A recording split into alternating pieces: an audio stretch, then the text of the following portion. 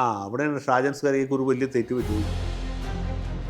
10 കൊല്ലം നീണ്ട LDF ഭരണം. അപ്പോൾ 5 കൊല്ലം ഭരിക്കുന്ന സർക്കാരിനോട് ജനങ്ങൾക്ക് സ്വാഭാവികമായിട്ടൊരു എതിർപ്പുണ്ടോ, ഒരു വിപ്രതിപത്തിയുണ്ടോ? ഈ സർക്കാരിൻ്റെ ഇത് കഴിഞ്ഞ് പോയാൽ മതി എന്നൊരു തോന്നൽ. പണം ഒരു ഘടകമാണല്ലോ. CPM-ൻ്റെ പൈസ ഉണ്ട്, BJP-യുടെ പൈസ ഉണ്ട്, കോൺഗ്രസിൻ്റെ പൈസ ഉണ്ട്, കോൺഗ്രസ് നേതാക്കന്മാരുടെ പൈസ ഉണ്ട്, പാർട്ടിയുടെ പൈസ. അപ്പോൾ 2001 ശേഷം UDF-ന് കൺവിൻസിംഗ് ആയിട്ടുള്ളൊരു വിജയം ഉണ്ടായിട്ടില്ല. 2016 നായാടി മുതൽ നമ്പൂരി വരെയുള്ളവരുടെ ഐക്യം എന്നൊരു ബാനർ ഒരുപാട് വോട്ട് ഇപ്പുറത്ത് കൂടും. BJP-ക്കോ BDS-നോ പ്രത്യേകിച്ച് സാധ്യത കൂടൊന്നും കിട്ടിയില്ല, പക്ഷേ വോട്ട് ഷെയറും അല്ലാതെ പറഞ്ഞു. അതിഭയങ്കരമായ ഭരണവിരുദ്ധ വികാരമാണ്, പിണറായി വിരുദ്ധ വികാരമാണ്. അതെ, അത് കൂടുതലും കൃത്യമായിട്ട് പറഞ്ഞാൽ പിണറായി വിരുദ്ധ വികാരമാണ്. ഭരണം സത്യത്തിൽ അത്ര മോശമല്ല. അതാണ് ഒരു സംഗതി. ഞാൻ പറഞ്ഞത് ഭരണത്തിനെ അത് ബാധിച്ചിട്ടില്ല. കാരണം ഈ മന്ത്രിമാരായ പൂവങ്കന്മാരല്ലല്ലോ ഭരിക്കുന്ന പാർട്ടിയുടെ വേറെ സംവിധാനമുണ്ട്, വേറെ മെഷീനറി ഉപയോഗിച്ചിട്ടാണ് ഈ ഭരണം നടക്കുന്നത്. അത് നമ്മുടെ എല്ലാവരും മനസ്സിലുണ്ട്. എന്തുകൊണ്ട് ഈ സർക്കാർ പോകണം, ഈ സർക്കാർ പോയേ തീരൂ എന്ന ഒരു ചിന്താഗതി അത് BJP-കാരുടെ ഇടയിലുണ്ട്, ലീഗുകാരുടെ ഇടയിലുണ്ട്, കോൺഗ്രസ്സുകാരുടെ ഇടയിലുണ്ട്. അതിനേക്കാൾ കൂടുതൽ ജനവികാരം ശക്തമാകുന്നു. UDF വരുമെന്നല്ല, LDF തോൽക്കുമെന്നാണോ? UDF വരുന്നുള്ളതിൽ യാതൊരു സംശയമില്ല. LDF തോക്കുന്നുള്ളതിൽ സംശയമില്ല. നമ്മൾ നിർബന്ധമായും ചർച്ച ചെയ്യേണ്ടത് ഗണേഷ് കുമാറിൻ്റെ രാഷ്ട്രീയ ഭാവിയെക്കുറിച്ചാണ്. പത്തനാപുരത്ത് ഗണേഷ് കുമാർ അഗ്നിപരീക്ഷയായിട്ട് നേരിടുന്നത്, അതിൽ സംശയമൊന്നുമില്ല. ജ്യോതികുമാർ ചാമക്കാല ഭയങ്കരമായിട്ട് അവിടെ ക്യാമ്പ് ചെയ്ത് കഴിഞ്ഞ 5 കൊല്ലമായിട്ട് പ്രവർത്തനം നടത്തുകയായിരുന്നു. രമേശ് ചെന്നിത്തല, VD സതീശൻ എന്ന ഇതിലേക്ക് വരും. അവരിൽ ആർക്കാണ് കൂടുതൽ സാധ്യത? അതൊരു വലിയ ചോദ്യമാണ്. ഒരാളുടെ പേര് പറഞ്ഞാൽ മറ്റയാൾ നമുക്കെതിരാവും. നമസ്കാരം. ഇനി തെരഞ്ഞെടുപ്പ് ഫലം വരാൻ കഷ്ടി 1 മാസം മാത്രമാണ് ബാക്കി. 1 മാസമില്ല. കേരള ജനത ആകാംക്ഷയോടെ, ആശങ്കയോടെ കാത്തിരിക്കുന്നു. എല്ലാവരും ഓരോ നിഗമനത്തിലെത്തിയിട്ടുണ്ട്. ഇപ്പോൾ നമ്മൾ കാണുന്ന ഒരു പൾസ് അനുസരിച്ച് സാധാരണ UDF അല്ലെങ്കിൽ പിണറായിയുടെ ഭരണം അവസാനിക്കണം എന്ന് ആഗ്രഹിക്കുന്ന ഒരു പ്രതീക്ഷയിലാണ്. പിണറായിയുടെ ഭരണം തുടരണം എന്ന് ആഗ്രഹിക്കുന്നവർക്ക് തീരെ നിരാശയുമില്ല. അവരുടെ ഒരു എസ്റ്റിമേഷൻ കുറഞ്ഞെങ്കിലും. എന്താണ് കേരളത്തിൽ ഇതുവരെ സംഭവിച്ചത്, എന്തായിരിക്കും സംഭവിക്കാൻ പോകുന്നത്, നമുക്ക് വിശദമായി സംസാരിക്കാം ഇന്നത്തെ ഈ സംഭാഷണത്തിൽ. Advocate A. ജയശങ്കർ, നമസ്കാരം സാർ. നമസ്കാരം. ഈ തെരഞ്ഞെടുപ്പ് ഈ തെരഞ്ഞെടുപ്പിൻ്റെ പ്രത്യേകതയായിട്ട് സാർ എന്താ കാണുന്നത്? നമ്മുടെ ഒരു സാധാരണ നിയമസഭാ തെരഞ്ഞെടുപ്പിൽ ചില വ്യത്യാസങ്ങളും പ്രത്യേകതകളും ഈ സാർ ഇതിന് കാണുന്നില്ലേ? അല്ല, ഈ തെരഞ്ഞെടുപ്പിൻ്റെ ഒരു പ്രത്യേകത എന്ന് വെച്ചാൽ സാധാരണ 5 കൊല്ലത്തിലൊരിക്കൽ കേരളത്തിൽ ഭരണമാറ്റം ഉണ്ടാകുകയാണ് പതിവ്. 5 കൊല്ലം UDF ആണെങ്കിൽ 5 കൊല്ലം LDF, 5 കൊല്ലം LDF ആണെങ്കിൽ 5 കൊല്ലം UDF. അപ്പോൾ അത് ഒരു സൈക്കിൾ പോലെ ഇങ്ങനെ ആവർത്തിച്ച് വരിക. ഇപ്പോൾ അതിനൊരു മാറ്റം എന്ന് വെച്ചാൽ 10 കൊല്ലം നീണ്ട LDF ഭരണമാണ്. അപ്പോൾ 5 കൊല്ലം ഭരിക്കുന്ന സർക്കാരിനോട് ജനങ്ങൾക്ക് സ്വാഭാവികമായിട്ടൊരു എതിർപ്പുണ്ടോ, ഒരു വിപ്രതിപത്തിയുണ്ടോ? ഈ സർക്കാരിൻ്റെ ഇത് കഴിഞ്ഞ് പോയാൽ മതി എന്നൊരു തോന്നലുണ്ടോ? അത് UDF ഭരിക്കുമ്പോഴും LDF ഭരിക്കുമ്പോഴും വ്യത്യസ്ത കാരണങ്ങൾ കൊണ്ടാണ് ഇതുണ്ടാകുന്നത്. വേറെ സാഹചര്യം ഇപ്പോൾ LDF ആണ് ഭരിക്കുന്നതെങ്കിൽ അക്രമ രാഷ്ട്രീയം ഭയങ്കരമായിരിക്കും. ഈ CITU-കാരുടെ അക്രമം, അല്ലെങ്കിൽ RSS മാർക്സിസ്റ്റ് സംഘടന, അതല്ലെങ്കിൽ മുസ്ലിം ലീഗ്, ഈ നാദാപുരത്തും മറ്റുമൊക്കെയുള്ള ലീഗ് മാർക്സിസ്റ്റ് സംഘടന, ഇങ്ങനെയൊക്കെയുള്ള കാര്യങ്ങൾ കൊണ്ട് ജനങ്ങളെ പരമാവധി വെറുപ്പിക്കും. ആളുകൾക്ക് സമാധാനമായിട്ട് വീട്ടിൽ കിടന്നുറങ്ങാൻ പറ്റാത്ത അവസ്ഥ. CH മുഹമ്മദോയുടെ ഭാഷ പറഞ്ഞു കഴിഞ്ഞാൽ മനുഷ്യൻ്റെ തലയും തെങ്ങിൻ്റെ കൊലയും രക്ഷിക്കാൻ വേണ്ടിയിട്ട് ഞങ്ങൾക്ക് വോട്ട് ചെയ്യണം എന്ന അവസ്ഥയിലേക്ക്. അപ്പോൾ അതുകൊണ്ട് സ്വാഭാവികമായിട്ടും ജനങ്ങളെതിരാവുകയും ഭരണം അത്ര മോശമായിരിക്കില്ല. LDF-ൻ്റെ ഭരണം പൊതുവെ ഭേദപ്പെട്ട ഭരണമായിരിക്കും. അപ്പോൾ ഭരണത്തിൻ്റെ കുഴപ്പം കൊണ്ടല്ല, ഈ ക്രമസമാധാന പരിപാലനത്തിൽ വരുന്ന പാളിച്ച കൊണ്ടും മാർക്സിസ്റ്റുകാരുടെ അക്രമം സഹിക്കാൻ വയ്യാതെ ആളുകൾ ആ വോട്ട് UDF-ന് ചെയ്യും. അതിൽ തന്നെ വേറൊരു പ്രത്യേകതയുണ്ട്. അന്ന് ഈ BJP RSS സംവിധാനം ഇത്ര ശക്തമല്ല. എങ്കിൽ പോലും ഈ വിഭാഗത്തിൽപ്പെട്ട ആളുകൾ 5 കൊല്ലത്തെ LDF-ൻ്റെ ഭരണം കഴിഞ്ഞ് കഴിയുമ്പോൾ ഇവരെ തോൽപ്പിക്കാൻ വേണ്ടിയിട്ട് വോട്ട് UDF-ന് ചെയ്യും. അതാണ് ഈ വോട്ട് കച്ചവടം എന്നൊക്കെ പറഞ്ഞ് പിന്നീട് പ്രസിദ്ധമായത്. കുറച്ചൊക്കെ കച്ചവടമായിരുന്നു, പക്ഷേ കൂടുതലും ഇവർ തോൽപ്പിക്കാൻ വേണ്ടിയിട്ട് ചെയ്യുന്ന ആ ഒരു വിദ്യയായിരുന്നു. അപ്പോൾ അങ്ങനെയാണ് UDF ജയിക്കുക. മാത്രമല്ല, ഈ 2005 കോൺഗ്രസ് പിളരുന്നതിന് മുമ്പ്, കരുണാകരൻ DIC ഉണ്ടാക്കുന്നതിന് മുമ്പ് കേരളത്തിൻ്റെ ഒരു ഡെമോഗ്രാഫി എങ്ങനെ വെച്ചാൽ ശരിക്കും ഒരു 3%, മൊത്തം ജനസംഖ്യയുടെ 3% UDF-നായിരുന്നു മേൽക്കോയ്മ. മൊത്തത്തിൽ അതിൽ 3%-ൽ ഒരു 2.5% എടുത്താൽ മതി. കാരണം വെച്ചാൽ 0.5% മലബാർ മേഖലയിൽ മുസ്ലിം ലീഗിൻ്റെ വലിയ പ്രാമുഖ്യമാണ്. അത് മാർജിനലല്ല, വളരെ സൈസിബിൾ ആയതുകൊണ്ട് ഇപ്പം കൊണ്ടോട്ടിയിലെ ഭൂരിപക്ഷം വളരെ കൂടുതലായിരിക്കും. അതുകൊണ്ട് മറ്റ് സ്ഥലങ്ങളിൽ പ്രയോജനമില്ല. പക്ഷേ എന്നാലും ഓൾ ഓവർ കേരളം എടുത്തു കഴിഞ്ഞാൽ ഒരു 3% എൽ ഡി എഫിനേക്കാൾ യു ഡി എഫിനും ഉണ്ടായിരുന്നു. പിളർപ്പിന് ശേഷം ഇതിൻ്റെ മൊത്തത്തിലുള്ള ഗതി മാറി. ആണോ? പിന്നെ അത്ര സത്യത്തിൽ യു ഡി എഫിനെ നിലം പരിശാക്കിയത് 2005 പിളർപ്പാണ്. അതിൻ്റെ കെ കരുണാകരൻ DIC ഉണ്ടാക്കിയപ്പോൾ എന്ത് പറ്റി ചോദിച്ചാൽ വലിയൊരു വിഭാഗം പ്രവർത്തകർ, കോൺഗ്രസിൻ്റെ പ്രവർത്തകർ പ്രധാനമാണ്, പ്രവർത്തകർ കരുണാകരൻ്റെ മുരളീധരനെ കൊടുക്കുകയും കരുണാകരനും മുരളീധരനും പാർട്ടിയിലേക്ക് തിരിച്ചു വന്നെങ്കിൽ ഈ പ്രവർത്തകർ പോയ വഴി പോയി. അങ്ങനെയാണ് കോൺഗ്രസിൻ്റെ സംഘടനാ സംവിധാനം വളരെ ദുർബലമായത്. അതിനുശേഷമല്ല ഈ കൊല്ലം ജില്ലയിൽ, കോഴിക്കോട് ജില്ലയിൽ, ഈവൻ പത്തനംതിട്ട ജില്ലയിൽ പോലും കോൺഗ്രസ് ജയിക്കാത്ത സാഹചര്യം ഉണ്ടായത്. കോൺഗ്രസ്സിന് വോട്ട് ചെയ്യുന്ന ആളുകൾ അവിടെ ഉണ്ട്, പക്ഷേ ഈ വോട്ടുകളെ ബൂത്തിലേക്ക് എത്തിക്കാനുള്ള സംവിധാനം ഇല്ല. കാസർഗോഡ് ജില്ലയിൽ ഒരു കോൺഗ്രസ്സുകാരൻ ജയിച്ചിട്ട് അത്ര വലിയ, കോഴിക്കോട് ജില്ലയിൽ ഒരു കോൺഗ്രസ്സുകാരൻ ജയിച്ചിട്ട് അത്ര വലിയ, ആലോചിച്ച് നോക്കിയിട്ടുണ്ട്. കോഴിക്കോട് ജില്ലയിൽ കോൺഗ്രസ്സുകാരില്ലാത്തതുകൊണ്ടല്ല. ഈ രണ്ട് പ്രശ്നങ്ങളാണുള്ളത്. ഒന്ന്, കോൺഗ്രസ്സിന് വോട്ട് ചെയ്യുന്ന ആളുകൾ അവിടെ ഉണ്ട്, പക്ഷേ പ്രസൻറ്റബിളായിട്ടുള്ള കാൻഡിഡേറ്റ്സ് ഇല്ല. രണ്ടാമത്, ഈ ഉള്ള വോട്ട് തന്നെ ബൂത്തിലെത്തിക്കാനുള്ള മെഷീനറി ഇല്ല. പിന്നെ കേന്ദ്രത്തിലും കോൺഗ്രസ് ദുർബലമായതോടെ എന്ത് സംഭവിച്ചു? പണമില്ലല്ലോ. പണം ഒരു ഘടകമാണല്ലോ. CPM-ൻ്റെ പൈസ ഉണ്ട്, BJP-യുടെ പൈസ ഉണ്ട്, കോൺഗ്രസിൻ്റെ പൈസ ഇല്ല. കോൺഗ്രസ് നേതാക്കന്മാരുടെ കയ്യിൽ പൈസ ഉണ്ട്, പാർട്ടിയുടെ കയ്യിൽ പൈസ ഇല്ല. ഇങ്ങനെയൊക്കെയുള്ള പല പരാധീനതകൾ അതിൻ്റെ ഇടയ്ക്ക് വന്നു. ഞാൻ പറഞ്ഞു ഇതൊരു ഘടകമാണ്. പക്ഷേ 5 കൊല്ലത്തിലൊക്കെ മാറുക എന്നുള്ളതാണ്. പക്ഷേ അവിടെ തന്നെ നമ്മൾ കാണുന്ന ഒരു സംഭവം എന്ന് വെച്ചാൽ 2001 ശേഷം, ഞാൻ 95 എന്നാണ് പറഞ്ഞെങ്കിൽ തിരുത്തി പറഞ്ഞു, 2005 കർണാടക പിളർന്നു. അപ്പോൾ 2001 ശേഷം UDF-ന് കൺവിൻസിംഗ് ആയിട്ടുള്ളൊരു വിജയം ഉണ്ടായിട്ടില്ല. 2006 അച്യുതാനന്ദൻ്റെ വിജയം, 2011 ഉമ്മൻചാണ്ടിയുടെ നിരങ്ങി പാസ്. 210 മാർക്ക് പഠിച്ച് SLC പാസ്സാവുന്ന പോലെയാണ് ഉമ്മൻചാണ്ടി 2011 വന്നത്. 16 പിണറായി, 21 പിണറായി. ഓ ശരി. ആന്റണി കഴിഞ്ഞാൽ പിന്നെ ഉമ്മൻചാണ്ടി ഒന്ന് കഷ്ടി കയറി അട്ടിച്ച് നമ്മൾ ജസ്റ്റ് പാസ്സാണ്. ഗ്രാമ്യ ഭാഷ പറഞ്ഞ ചെത്ത് പാസ് എന്ന് പറയും. 25 നൂറ്റാണ്ട് ഒരു കൺവിൻസിങ് വിക്ടറി ഉണ്ടായിട്ട് അത് 25 കൊല്ലം തികയാണ്. അപ്പം അങ്ങനത്തെ ഒരു കൊല്ലാത്ത അവസ്ഥയിലാണ്. അപ്പം ഇങ്ങനെ UDF സംവിധാനം ദുർബലമായി. പിന്നെ ഈ കേരള കോൺഗ്രസ് എന്ന് പറയുന്ന സാധനം ഏതാണ്ട് ഉപ്പ് വെച്ച കലം പോലെ ഇല്ലേ? അതെ. മാണി സാറ് മരിച്ചോട്ട് ആ സാധനം പോയി. പിന്നെ P. Joseph, PC George, Ganesh Kumar, ഇതൊക്കെ ചിന്ന ഭിന്നമായി പോയി. അനൂപ് ജേക്കബ്, അങ്ങനെ തലയെടുപ്പുള്ള നേതാക്കന്മാർ കേരള കോൺഗ്രസ്സിൽ ഇല്ലണേ. TN ജേക്കബ് പോയി. അനൂപ് ജേക്കബല്ലേ ഉള്ളൂ. ബാലകൃഷ്ണപിള്ള ഇല്ല, ഗണേഷ് കുമാറേ ഉള്ളൂ. P. ജോസഫ് ഉള്ളൂ, ഇല്ലാത്ത തമ്മിൽ ഒരു വ്യത്യാസമില്ലാത്ത അവസ്ഥയിലെത്തി. അപ്പോൾ ഇങ്ങനെ മൊത്തത്തിൽ കേരള കോൺഗ്രസ് ഒരു സംവിധാനം തന്നെ കേരള രാഷ്ട്രീയത്തിൽ മിക്കവാറും അപ്രസക്തമായി. ഇങ്ങനെ ഒരുപാട് ഘടകങ്ങൾ ഉണ്ടപ്പോൾ അങ്ങനെ ദുർബലമായി നിൽക്കുകയാണ് ഇത്തവണ. എന്ന് വെച്ചാൽ ഏതാണ്ട് 1/4 നൂറ്റാണ്ട് ഈ കോൺഗ്രസ് UDF സംവിധാനം ദുർബലമായി ശീതലമായി. പക്ഷെ അവർക്ക് വോട്ട് ചെയ്യുന്ന ആളുകൾ ഇപ്പോൾ അവിടെ ഉണ്ട്. അപ്പോൾ അവരെ സംഘടിപ്പിക്കുക എന്നുള്ള അവരെ റീഗ്രൂപ്പ് ചെയ്യുക എന്നുള്ള വലിയൊരു ഉത്തരവാദിത്വമാണ് ഇപ്പോൾ വന്നിട്ടുള്ളത്. അതിന് പക്ഷേ ഇപ്പോഴും റീഗ്രൂപ്പിംഗ് ഒന്നും നടന്നിട്ടില്ല. ഇടയ്ക്ക് പാർലമെൻറ്റിലേക്കുള്ള ഇലക്ഷൻ വരുന്നത് അവർ ജയിക്കുകയും ചെയ്തിട്ടുണ്ട്. കാരണം പാർലമെൻറ്റിലേക്കുള്ള ഇലക്ഷൻ വരുമ്പോൾ വോട്ടിങ്ങിൻ്റെ പാറ്റേൺ വ്യത്യാസമുണ്ട്. അവർ ഡൽഹിയിലേക്ക് നോക്കിയിട്ട് വോട്ട് ചെയ്തു, അതാണ് വ്യത്യാസം. ഇവിടുത്തെ പ്രാദേശിക പ്രശ്നങ്ങൾ ഈ കഴിഞ്ഞ തെരഞ്ഞെടുപ്പിൽ മാത്രമേ ഒരു വിഷയമുള്ളൂ. MK രാഘവൻ നിൽക്കുമ്പോൾ കോഴിക്കോട്ട് ജയിക്കും, പക്ഷേ KC അബുവോ അല്ലെങ്കിൽ സുബ്രഹ്മണ്യനോ തിരുവള്ളൂർ മുരളിയോ മത്സരിക്കുമ്പോൾ ജയിക്കത്തില്ല. ഇതാണ് കോഴിക്കോട്ടിൻ്റെ പ്രശ്നം. ഇത് തന്നെയാണ് മിക്കവാറും എല്ലായിടത്തും ഉള്ള പ്രശ്നം. ഇടുക്കി ജില്ലയിൽ ഒരു കോൺഗ്രസ്സുകാരൻ ജയിച്ചിട്ട് എത്ര കൊല്ലേ? അത്ഭുതം. അത് പത്തനംതിട്ട ജില്ല, ഇടുക്കി, ഇതൊക്കെ കോൺഗ്രസിൻ്റെ കോട്ടകളല്ലേ? വേറെ CPM ചിന്തിക്കാൻ പറ്റത്തില്ല. ഞാൻ പറഞ്ഞത് അപ്പോൾ വോട്ടർമാരില്ലാത്തതുകൊണ്ടല്ല, ആളുകളുടെ ഇടയിലുള്ള മടുപ്പ്, വെറുപ്പ്, ഈ സിസ്റ്റത്തോടുള്ള ആ ഒരു വലിയ പുച്ഛം, ഇതാണ് അവിടെ സംഭവിച്ചത്. പിന്നെ അതേ സമയത്ത് തന്നെ കോൺഗ്രസിനെ ദുർബലമായിക്കൊണ്ട് BJP-യുടെ വളർച്ച. അതെ, അപ്രതീക്ഷിതമായിട്ട്. പണ്ട് സ്ഥിരമായിട്ട് കോൺഗ്രസിന് വോട്ട് ചെയ്തുകൊണ്ടിരുന്ന പല സമുദായങ്ങളും ഇപ്പോൾ BJP-ക്ക് മാത്രമായി. അപ്പം ഞാനൊരു ആ കാര്യത്തിൽ ഈ കേരളത്തിലെ ഒരു വലിയ ഹിന്ദു പാർട്ടി CPM ആയതുകൊണ്ട് തന്നെ BJP-യുടെ വളർച്ച യഥാർത്ഥത്തിൽ CPM-നല്ലേ ദോഷം ചെയ്യേണ്ടത്? അതിൽ ഒരു വ്യത്യാസമുണ്ട്. കോൺഗ്രസ് ആദ്യത്തെ സ്റ്റേജിൽ കോൺഗ്രസിനെ ദോഷം ചെയ്തത് ഇപ്പോൾ കാണുന്നതല്ലോ. കോൺഗ്രസിന് സ്ഥിരമായി വോട്ട് ചെയ്തിരുന്നത് നായർ സമുദായം. അതെ, അത് ഏറെക്കുറെ പൂർണ്ണമായിട്ടും BJP ആയി.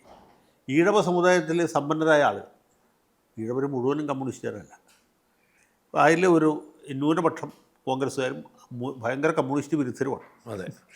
അത് അവർ ഞങ്ങൾ വിരുദ്ധരാണെന്ന് പറയില്ല, പക്ഷേ അവരുടെ മൊത്തം കാര്യത്തിലുണ്ടാവും. ആ വിഭാഗവും ഏതാണ്ട് BJP-യിലെത്തി. പിന്നെ ധീവര സമുദായം, വിശ്വകർമ്മ സമുദായം, അതൊക്കെ പോയി. പുലയ സമുദായത്തിൽ പോലും ഇപ്പോൾ BJP സ്വാധീനം ഉറപ്പിച്ചുകൊണ്ടിരിക്കുകയാണ്. അപ്പോൾ ആദ്യത്തെ ഘട്ടത്തിൽ കോൺഗ്രസിനെ ബാധിച്ചു, അടുത്ത ഘട്ടത്തിൽ CPM-നെ ബാധിച്ചു. അല്ല, എക്കാലത്തും ഞാനൊക്കെ പറയുന്ന ഒരു ആശയം, ഞാൻ ഈ BJP-ക്കാരെ എപ്പോഴും ഉപദേശിക്കുന്നതാണ്, BJP-ക്ക് വളരണമെങ്കിൽ നിങ്ങൾ CPM-നെ അറ്റാക്ക് ചെയ്യണമെന്ന്. പക്ഷെ അവർക്കത് തലയിൽ കയറുന്നില്ല. സാറിന് അതിനെക്കുറിച്ച് അഭിപ്രായം? വാസ്തവത്തിൽ BJP ഒരു ഹിന്ദു പാർട്ടി എന്ന നിലയിൽ CPM-നെ ഫോക്കസ് ചെയ്ത് ഇത്തവണ കൂടുതൽ സീറ്റ് കിട്ടാൻ ഞാൻ വിശ്വസിക്കുന്നത്. അല്ല, അങ്ങനെ പറയാൻ പറ്റില്ല. CPM-നെ അവർക്ക് മറ്റു തരത്തിൽ കീഴ്പ്പെടുത്തേണ്ട ആവശ്യമില്ല. കുറച്ച് കഴിയുമ്പോൾ ആളുകൾ ഇത് സ്വാഭാവികമായിട്ട് വരില്ലേ. ഇപ്പോൾ കോൺഗ്രസിനെ കീഴ്പ്പെടുത്തിയിട്ടല്ലോ കോൺഗ്രസ്സുകാർ BJP-ക്കാരായിട്ട് മാറി. അത് സ്വാഭാവികമായിട്ട് നടക്കേണ്ട ഒരു പ്രക്രിയയാണ്. അതിന് ഏറ്റവും വലിയ സംഭാവന കൊടുത്ത് വെള്ളാപ്പള്ളി നടേശൻ. ഈ BDJS ഉണ്ടായി കഴിഞ്ഞപ്പോൾ അതുവരെ ഈ ക്രിസ്ത്യാനികളെക്കാളും താമര കൂട്ടിയ വിഷമമുള്ള ആളായിരുന്നു ഈഴവർ. ശരി. 2016 നായാടി മുതൽ നമ്പൂരി വരെയുള്ളവരുടെ ഐക്യം ഒരു ബാനറിൽ ഒരുപാട് വോട്ട് ഇപ്പുറത്തേക്ക് കൂടുന്നു. അതുകൊണ്ട് BJP-ക്കോ BDJS-നോ പ്രത്യേകിച്ച് സാധ്യത കൂടൊന്നും കിട്ടിയില്ല. പക്ഷേ വോട്ട് ഷെയർ വല്ലാതെ വർദ്ധിച്ചു. അത് ഞാൻ എണ്ണിപ്പറയാവുന്ന മണ്ഡലങ്ങളുണ്ട്. നമ്മൾ മധ്യ കേരളത്തിൽ നോക്കിക്കഴിഞ്ഞാൽ ഏറ്റുമാനൂർ, കോട്ടയം, അല്ല ഏറ്റുമാനൂർ, അതുപോലെ വൈക്കം, പിന്നെ എറണാകുളം ജില്ലയിൽ തൃപ്പൂണിത്തുറ, വൈപ്പിൻ, പറവൂർ, ചാലക്കുടി, ഇരിങ്ങാലക്കുട, അതുപോലെ നാട്ടിക, അതിനപ്പുറത്ത് ഗുരുവായൂറും മണലൂർ, ഈ മണ്ഡലങ്ങളിലൊക്കെ ഈ തീരപ്രദേശത്ത് ഇവരുടെ വോട്ട് വ്യാപകമായിട്ട് ഗണ്യമായിട്ട് വർദ്ധിച്ചു. ഈ വോട്ട് വർദ്ധിച്ചുകൊണ്ട് ഒരു സ്ഥലത്ത് ഒഴിച്ച് ബാക്കി എല്ലായിടത്തും ആ ദോഷം പറ്റിയത് UDF-നാണ്, ഗുണം കിട്ടിയത് LDF-നാണ്. കാരണം BJP-യുടെ വോട്ട് കൂടിക്കഴിഞ്ഞപ്പോൾ LDF സ്ഥാനാർത്ഥികൾ നിസ്സാരമായിട്ട് ജയിക്കുക, കോൺഗ്രസ് തോൽക്കുക. ചാലക്കുടി മണ്ഡലത്തിൽ നമ്മുടെ കൊടുങ്ങല്ലൂർ മണ്ഡലം നോക്കിയാൽ മതി. KP ധനപാലൻ ജയിക്കേണ്ട സ്ഥാനാർത്ഥിയാണ്. കൊടുങ്ങല്ലൂർ എന്ന് പറഞ്ഞാൽ പഴയ കമ്മ്യൂണിസ്റ്റ് കൊടുങ്ങല്ലൂരല്ല, പഴയ മാളയാണ് ഇപ്പോൾ കൊടുങ്ങല്ലൂർ. അവിടെ ധനപാലൻ മത്സരിക്കുന്നു, നല്ല സ്ഥാനാർത്ഥിയല്ലേ. പക്ഷേ എന്ത് പറ്റി? ഈ BJP സ്ഥാനാർത്ഥി അല്ലെങ്കിൽ BDJS സ്ഥാനാർത്ഥി ഗണ്യമായ രീതിയിൽ വോട്ട് പിടിക്കും. 10-30,000 വോട്ട് അയാൾ കിട്ടുമ്പോൾ ധനപാലൻ തോറ്റുപോയി. LDF-ന് വളരെ എളുപ്പമാണ്, അവർക്ക് ഉള്ള വോട്ട് മെയിൻറ്റെയിൻ ചെയ്താൽ മതി. അല്ല, അതിപ്പം ഇത്തവണ എങ്ങനെ ബാധിക്കും ഇത്? അല്ല, ഇത്തവണ ആകുമ്പോഴത്തേക്ക് അത് സംഗതികൾ മാറി. കാരണം ഇപ്പോഴത്തെ ഈ തെരഞ്ഞെടുപ്പിൻ്റെ പ്രത്യേകത ഇതൊന്നുമല്ല. ഇപ്പം ഈ പറഞ്ഞ കണക്കിനൊന്നും ഒരു പ്രസക്തിയില്ല. കാരണം അതിഭയങ്കരമായ ഭരണവിരുദ്ധ വികാരം. ഭരണവിരുദ്ധ വികാരമാണോ പിണറായി വിരുദ്ധ വികാരമാണോ? അതെ, അത് കൂടുതലും കൃത്യമായിട്ട് പറഞ്ഞാൽ പിണറായി വിരുദ്ധ വികാരമാണ്. ഭരണം സത്യത്തിൽ അത്ര മോശമല്ല. അതാണ് എൻ്റെ ഒരു സംഗതി. ഭരണവിരുദ്ധ വികാരം എന്ന് പറയാൻ പറ്റില്ല. അതാ പറഞ്ഞത്. ഭരണം തീരെ മോശമല്ല. കാര്യം മന്ത്രിമാർ നല്ലൊരു ഭാഗം അപ്രാപ്തരാണ്. അതെ, ശിവൻകുട്ടിയാണെങ്കിലും ബിന്ദു ആണെങ്കിലും, അതല്ല വീണ ജോർജ് ആണെങ്കിലും, ശശീന്ദ്രനായാലും, ഈവൻ കൃഷ്ണൻകുട്ടി ആണെങ്കിലും അതെ മോശമാണ്. സജി ചെറിയാൻ എന്നൊക്കെ പറഞ്ഞാൽ മോശക്കാരനാണ്. പക്ഷേ നല്ല ഇമേജാ. ഞാൻ പറഞ്ഞത് ഭരണത്തിനെ അത് ബാധിച്ചിട്ടില്ല. കാരണം ഈ മന്ത്രിമാരായ പൂവങ്കന്മാരല്ലല്ലോ ഭരിക്കുന്ന പാർട്ടിയുടെ വേറെ സംവിധാനമുണ്ട്, വേറെ മെഷീനറി ഉപയോഗിച്ചിട്ടാണ് ഈ ഭരണം നടക്കുന്നത്. ഇവരൊക്കെ വെറുതെ ഭംഗിക്കരിക്കുന്നു എന്ന് മാത്രമേ ഉള്ളൂ.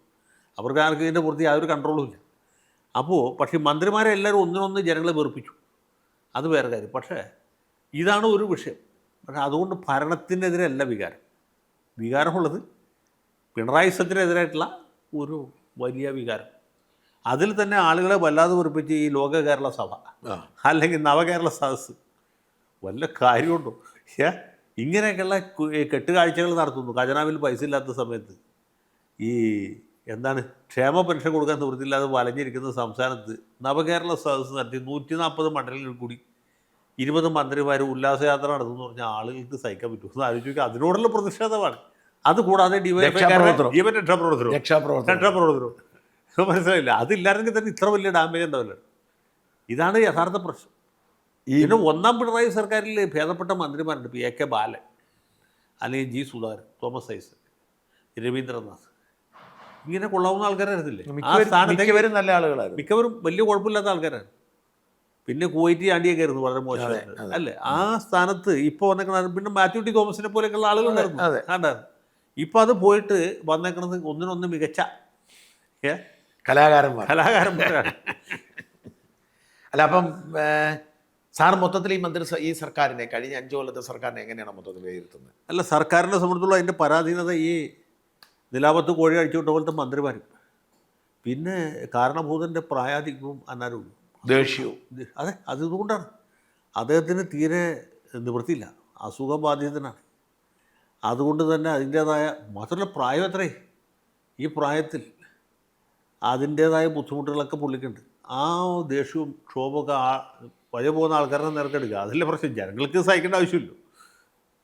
അതുകൊണ്ടാണ് ഈ സർക്കാരിൻ്റെ പ്രതിച്ഛായ തകർന്നു പോയി. ഈ ഇദ്ദേഹത്തിൻ്റെ ഏറ്റവും ഒടുവിലത്തെ എനിക്ക് ഫീൽഡിൽ പോയപ്പോൾ മനസ്സിലായ ഒരു സംഗതി, ഈ തെരഞ്ഞെടുപ്പിൻ്റെ ഒടുവിലാണ് അദ്ദേഹം വീട്ടിൽ പോയി ചോദിക്കാൻ എന്ന് പറഞ്ഞ സംഭവം തോന്നി പറയുന്നത്. ഇത് വലിയ ഇമ്പാക്റ്റ് ഉണ്ടാക്കുന്നത് ഞാൻ കരുതുന്നത്. അത്തരത്തിലുള്ള പ്രസ്ഥാനം, അതുപോലെ തന്നെ ഒരു ചോദ്യത്തിൽ നിന്ന് ഇറങ്ങിപ്പോകുന്നു, അന്നേരം തിരിച്ചു വരുന്ന പത്രക്കാരെ എനിക്കൊന്ന് അതെ അതെ അതെ അതെ. അതെ. ഈ പറയുന്ന വീട്ടിൽ പോയി ചോദിക്കുക തുടങ്ങിയ ഇത് എങ്ങനെ ബാധിച്ചെന്നാണ് കരുതുന്നത്? അല്ല, അത് മൊത്തത്തിൽ തന്നെ ഈ സർക്കാരിനെ കുറിച്ചും പുള്ളിയെക്കുറിച്ചും ജനങ്ങളുടെ ഇടയിൽ ഒരു മോശപ്പെട്ട ധാരണയാണ് ഉള്ളത്. പുള്ളി ഈ ഇങ്ങനത്തെ ഒരു മുഖ്യമന്ത്രി ഇതിനു മുമ്പ് കണ്ടിട്ടില്ല, ഇദ്ദേഹത്തിൻ്റെ ധാർഷ്ട്യം എന്ന രീതിയിൽ പുള്ളിക്ക് ആ രീതിയിലൊരു ഇമേജ് തന്നെ ഉള്ളത്. ഇങ്ങനെയൊക്കെ പറഞ്ഞില്ലെങ്കിലാണ് ആളുകൾക്ക് തെറ്റിദ്ധാരണ ഉണ്ടാവും. മനസ്സിലായി. അപ്പോൾ ഇത് കൂടിയില്ലേ ഈ വീട്ടിൽ പോയി ചോദിക്കുന്നത് കൂടുതൽ ഇമ്പാക്റ്റ് ഉണ്ടാക്കിയിട്ടുണ്ട്? അത് മാത്രമല്ലല്ലോ, ഈ മൊത്തത്തിൽ അത് മാത്രമല്ല, പാർട്ടി നേരിടുന്ന വലിയൊരു ധാർമ്മിക പ്രതിസന്ധിയുണ്ട്. കാര്യം മാർക്സിസ്റ്റ് പാർട്ടിയിൽ ഈ പറഞ്ഞ ഗുണ്ടായിസവും CITUകാരുടെ അക്രമമൊക്കെ ഉണ്ടെങ്കിലും പൊതുവെ ആ പാർട്ടി പുലർത്തുന്ന ഒരു ധാർമ്മികത ഉണ്ടായിരുന്നു, അതില്ലണ്ടേ.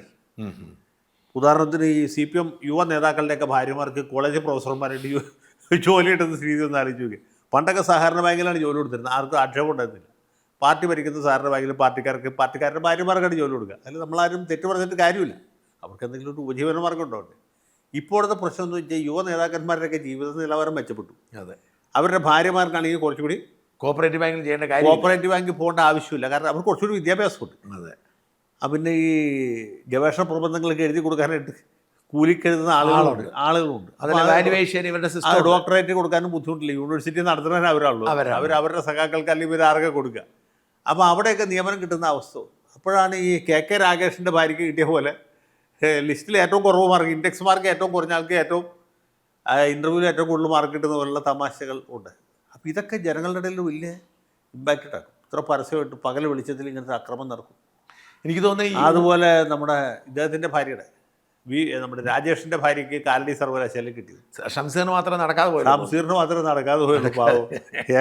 അതും ഒരു ടെമ്പററി പോസ്റ്റായിരുന്നു ഷംസീറിൻ്റെ. അപ്പം ഞാൻ പറഞ്ഞു ഇങ്ങനെയൊക്കെയുള്ള സംഭവങ്ങൾ ഒരു ഭാഗത്ത് നടക്കും. പിന്നെ ചിന്താ ജെറോമിൻ്റെ വാഴക്കൊല PhD. അപ്പോൾ ഈ ഉന്നത വിദ്യാഭ്യാസം, സംസ്ഥാന കമ്മിറ്റി, അത് കൂടാതെ ഈ ഗവർണറും മുഖ്യമന്ത്രിയായിട്ടുള്ള ഫൈറ്റ്, ഇവർ ഡാൽ വില്ലോട്ട് കുക്കിയർ എന്ന രീതിയിലുള്ള അപ്പോൾ ഇങ്ങനെയൊക്കെ വരുമ്പോൾ മൊത്തത്തിൽ ആളുകളുടെ ഇടയിൽ ഇവർ പരിഹാസപാത്രമായി. എന്നാൽ ബാക്കിയുള്ള എല്ലാവർക്കും അത് മനസ്സിലാവണമെങ്കിൽ അവർക്ക് മാത്രം മനസ്സിലായില്ല. അവർ കരുതി ഇതൊക്കെ വലിയ ക്യാമത്തരമാണ്. ഈ ഏറ്റവും ഒടുവിലത്തെ കാലഘട്ടത്തിൽ ഇവർ കോടികൾ മുടക്കി പബ്ലിസിറ്റി കൊടുത്തല്ലോ. ഞാൻ മനസ്സിലാക്കിയനുസരിച്ച് 210 കോടി രൂപയാണ് അവസാനത്തെ ഒരു 2 months ക്യാമ്പയിൻ. അത് സർക്കാരിൻ്റെ ക്യാമ്പയിനും ഒക്കെ ആയിട്ട്. ഇത് ദോഷമായിട്ടില്ലേ? അതുകൊണ്ടൊന്നും വല്ല പ്രയോജനമുണ്ടോ ആളുകൾ? അല്ല, ദോഷമായിട്ടില്ല. ഞാൻ ഉദാഹരണത്തിന് സാറേ, ഈ ചില ചാനലുകളിലെ പബ്ലിക് ഈ പ്രോഗ്രാം കാണുമ്പോഴേ ജഡ്ജസ് അവർ ഈ സർക്കാരിനെ സ്തുതിക്കുക. സാറത് കണ്ടുകൊണ്ടിരിക്കുക. അതുപോലെ തന്നെ അളിയൻസ് എന്നൊക്കെ പറഞ്ഞ കുറേ പ്രോഗ്രാം ഉണ്ട്, തമാശ പ്രോഗ്രാം. ഞാൻ അങ്ങനെ കുറേ പ്രോഗ്രാം ഉണ്ട്. ഞാൻ ഈ അളിയൻസ് ഒരു പ്രോഗ്രാം കണ്ടിട്ടുണ്ട്. ഈ അളിയൻസിൻ്റെ അകത്ത് കഥാപാത്രങ്ങൾ തമ്മിൽ ഈ തമാശ പറയുന്നതിൻ്റെ ഇടയിൽ സർക്കാരിനെ സ്തുതിക്കുകയാണ്. അതുപോലെ ജഡ്ജസ് റിയാലിറ്റി ഷോ സർക്കാരിനെ ഇത്തരത്തിൽ അവർ കുറേ പരിപാടി കൊണ്ടുവന്നു. പക്ഷേ എൻ്റെ ഒരു ഫീൽ എന്നാന്ന് വെച്ചാൽ ഇത് കാണുന്ന എല്ലാവർക്കും പിടികിട്ടി ഇത് PR ആണെന്ന്. ഇത് നെഗറ്റീവായെന്നാണ് എൻ്റെ തോന്നൽ. അല്ല, അത് നെഗറ്റീവ് ആകും. ഇപ്പോൾ എൻ്റെ കുട്ടിക്കാലത്താണ് അടിയന്തരാവസ്ഥ. അന്ന് നമ്മൾ ആകെ ഒരു എൻ്റർടൈൻമെൻറ്റ് എന്ന് പറഞ്ഞാൽ എന്താണ്, ഈ റേഡിയോയിൽ ചലച്ചിത്ര ഗാനം കേൾക്കാൻ ചലച്ചിത്ര ഗാനം പോലും കേൾക്കാൻ പറ്റില്ല. 2 ഗാനങ്ങൾക്കിടയ്ക്ക് ഈ സർക്കാരിൻ്റെ പരസ്യം, അത് ഇന്ദിരാഗാന്ധിയുടെ സൂക്തം, കഠിനാധ്വാനം, ദൂരവീക്ഷണം, ദൃഢനിശ്ചയം. ഇനി അടുത്ത ഗാനം ഭൂമിദേവി പുഷ്പിണിയായി എന്ന സിനിമയിൽ യേശുദാസ് പാടി. അത് കഴിയുമ്പോൾ അടിയന്തരാവസ്ഥ രാജ്യനന്മയ്ക്ക്, ഇനി രാജഹംസത്തിൽ S ജാനകി പാടിയ ഗാനം. ഇതായിരുന്നു കുറെ കേട്ടപ്പോൾ ആളുകൾ ആകെ ബോറടിക്കും. മനസ്സിലായി? ഇതാണെന്ന് തോന്നുന്നു ഇവിടെ സംഭവിച്ചത്. അതാണ് ഇപ്പോൾ സംഭവിക്കുന്നത്. എനിക്കപ്പോൾ തോന്നി തിരിച്ച് ആ പൈസ മുടക്കി നെഗറ്റീവായെന്ന് തോന്നുന്നു. തീർച്ചയായിട്ടും അങ്ങനെയുള്ള പ്രകടനം കൊണ്ട് വഴിയിലേക്ക് ഇറങ്ങിയ KSRTC മുഴുവൻ ഇത്, ഹോർഡിങ്സ് മുഴുവൻ ഇത്. പിന്നെ അതിൻ്റെ നല്ല തമാശകളുണ്ടായി. സ്വർണം കെട്ടവൻ ആരപ്പ, അറിയണമെന്നുണ്ടെങ്കിൽ LDF അല്ലാതെ മറ്റാരും. അതുപോലെ ഈ ശബരിമല വിഷയം നിർണായകമായെന്ന് തോന്നുന്നുണ്ടോ? ശബരിമല ഒരു പ്രധാനപ്പെട്ട വിഷയമാണ്. അത് ശബരിമല യുവതീ പ്രവേശനമാണല്ലോ പണ്ട് പാർലമെൻറ്റ് തെരഞ്ഞെടുപ്പിൽ തോപ്പിച്ചത്. ഈ നിയമസഭാ തെരഞ്ഞെടുപ്പ് വരുന്ന സമയത്ത് ശബരിമലയിൽ മോഷണമൊക്കെ ഏത് കാലത്തും ഉണ്ട്. അവിടുന്ന് ആ തിരുവാഭരണം പൊട്ടിക്കുന്നവരുണ്ട്. ഈ ഭണ്ഡാരത്തിൽ വീഴുന്ന മോഷണമൊക്കെ ഏത് കാലത്തും ഉണ്ടോ? ഏത് കാലത്തുണ്ട്. പിന്നെ അതൊക്കെ ഏത് മിക്കവാറും എല്ലാ ക്ഷേത്രങ്ങളിലും ഈ മോഷണം അതുമായി ബന്ധപ്പെട്ട ഒരു ഉപോൽപ്പന്നമായിട്ട് അതിൻ്റെ ഒരു ഉപവിഭാഗമായിട്ട് ഗുരുവായൂരും ഉണ്ട്. ഈ ഭണ്ഡാരത്തിൽ നിന്ന് പൊട്ടിക്കുന്നവരുണ്ട്, പിന്നെ ഫണ്ട് പൊട്ടിക്കുന്നവരുണ്ട്. ഭണ്ഡാരത്തിലേ പൊട്ടിക്കാനായിട്ടുള്ളൂ. അതൊക്കെ നിസ്സാരമായിട്ട് ചെയ്യുന്നുണ്ട്. ചോറ്റാനിക്കര ക്ഷേത്രത്തിലുണ്ട്. പ്രധാനപ്പെട്ട ക്ഷേത്രങ്ങളിലൊക്കെ ഇതൊരു വലിയ കുടിൽ വ്യവസായം. അതൊക്കെ എല്ലാ ഈ മേൽശാന്തിമാരെ അപ്പോയിൻ്റ് ചെയ്യുന്നതിനുള്ള ഭയങ്കര അഴിമതി, ഭയങ്കര തട്ടിപ്പല്ലേ. ഇതൊക്കെ വലിയ സുതാര്യമായിട്ട് നടക്കുന്ന വലിയ തട്ടിപ്പുകളാണ്. ഞാൻ പറയാൻ വന്നതല്ല. അതൊക്കെ ആളുകൾക്ക് അറിയാം. പക്ഷേ പ്രശ്നം ഇത് പട്ടാപ്പകൽ ഈ വ്യാജരേഖ ഉണ്ടാക്കിയിട്ട് സ്വർണ്ണം ചെമ്പാക്കി മാറ്റി തട്ടിപ്പ് ഇങ്ങനൊരു സാധനം നടത്താൻ പറ്റുന്നത് കോൺഗ്രസ്സുകാർക്ക് പോലും അറിയില്ലായിരുന്നു.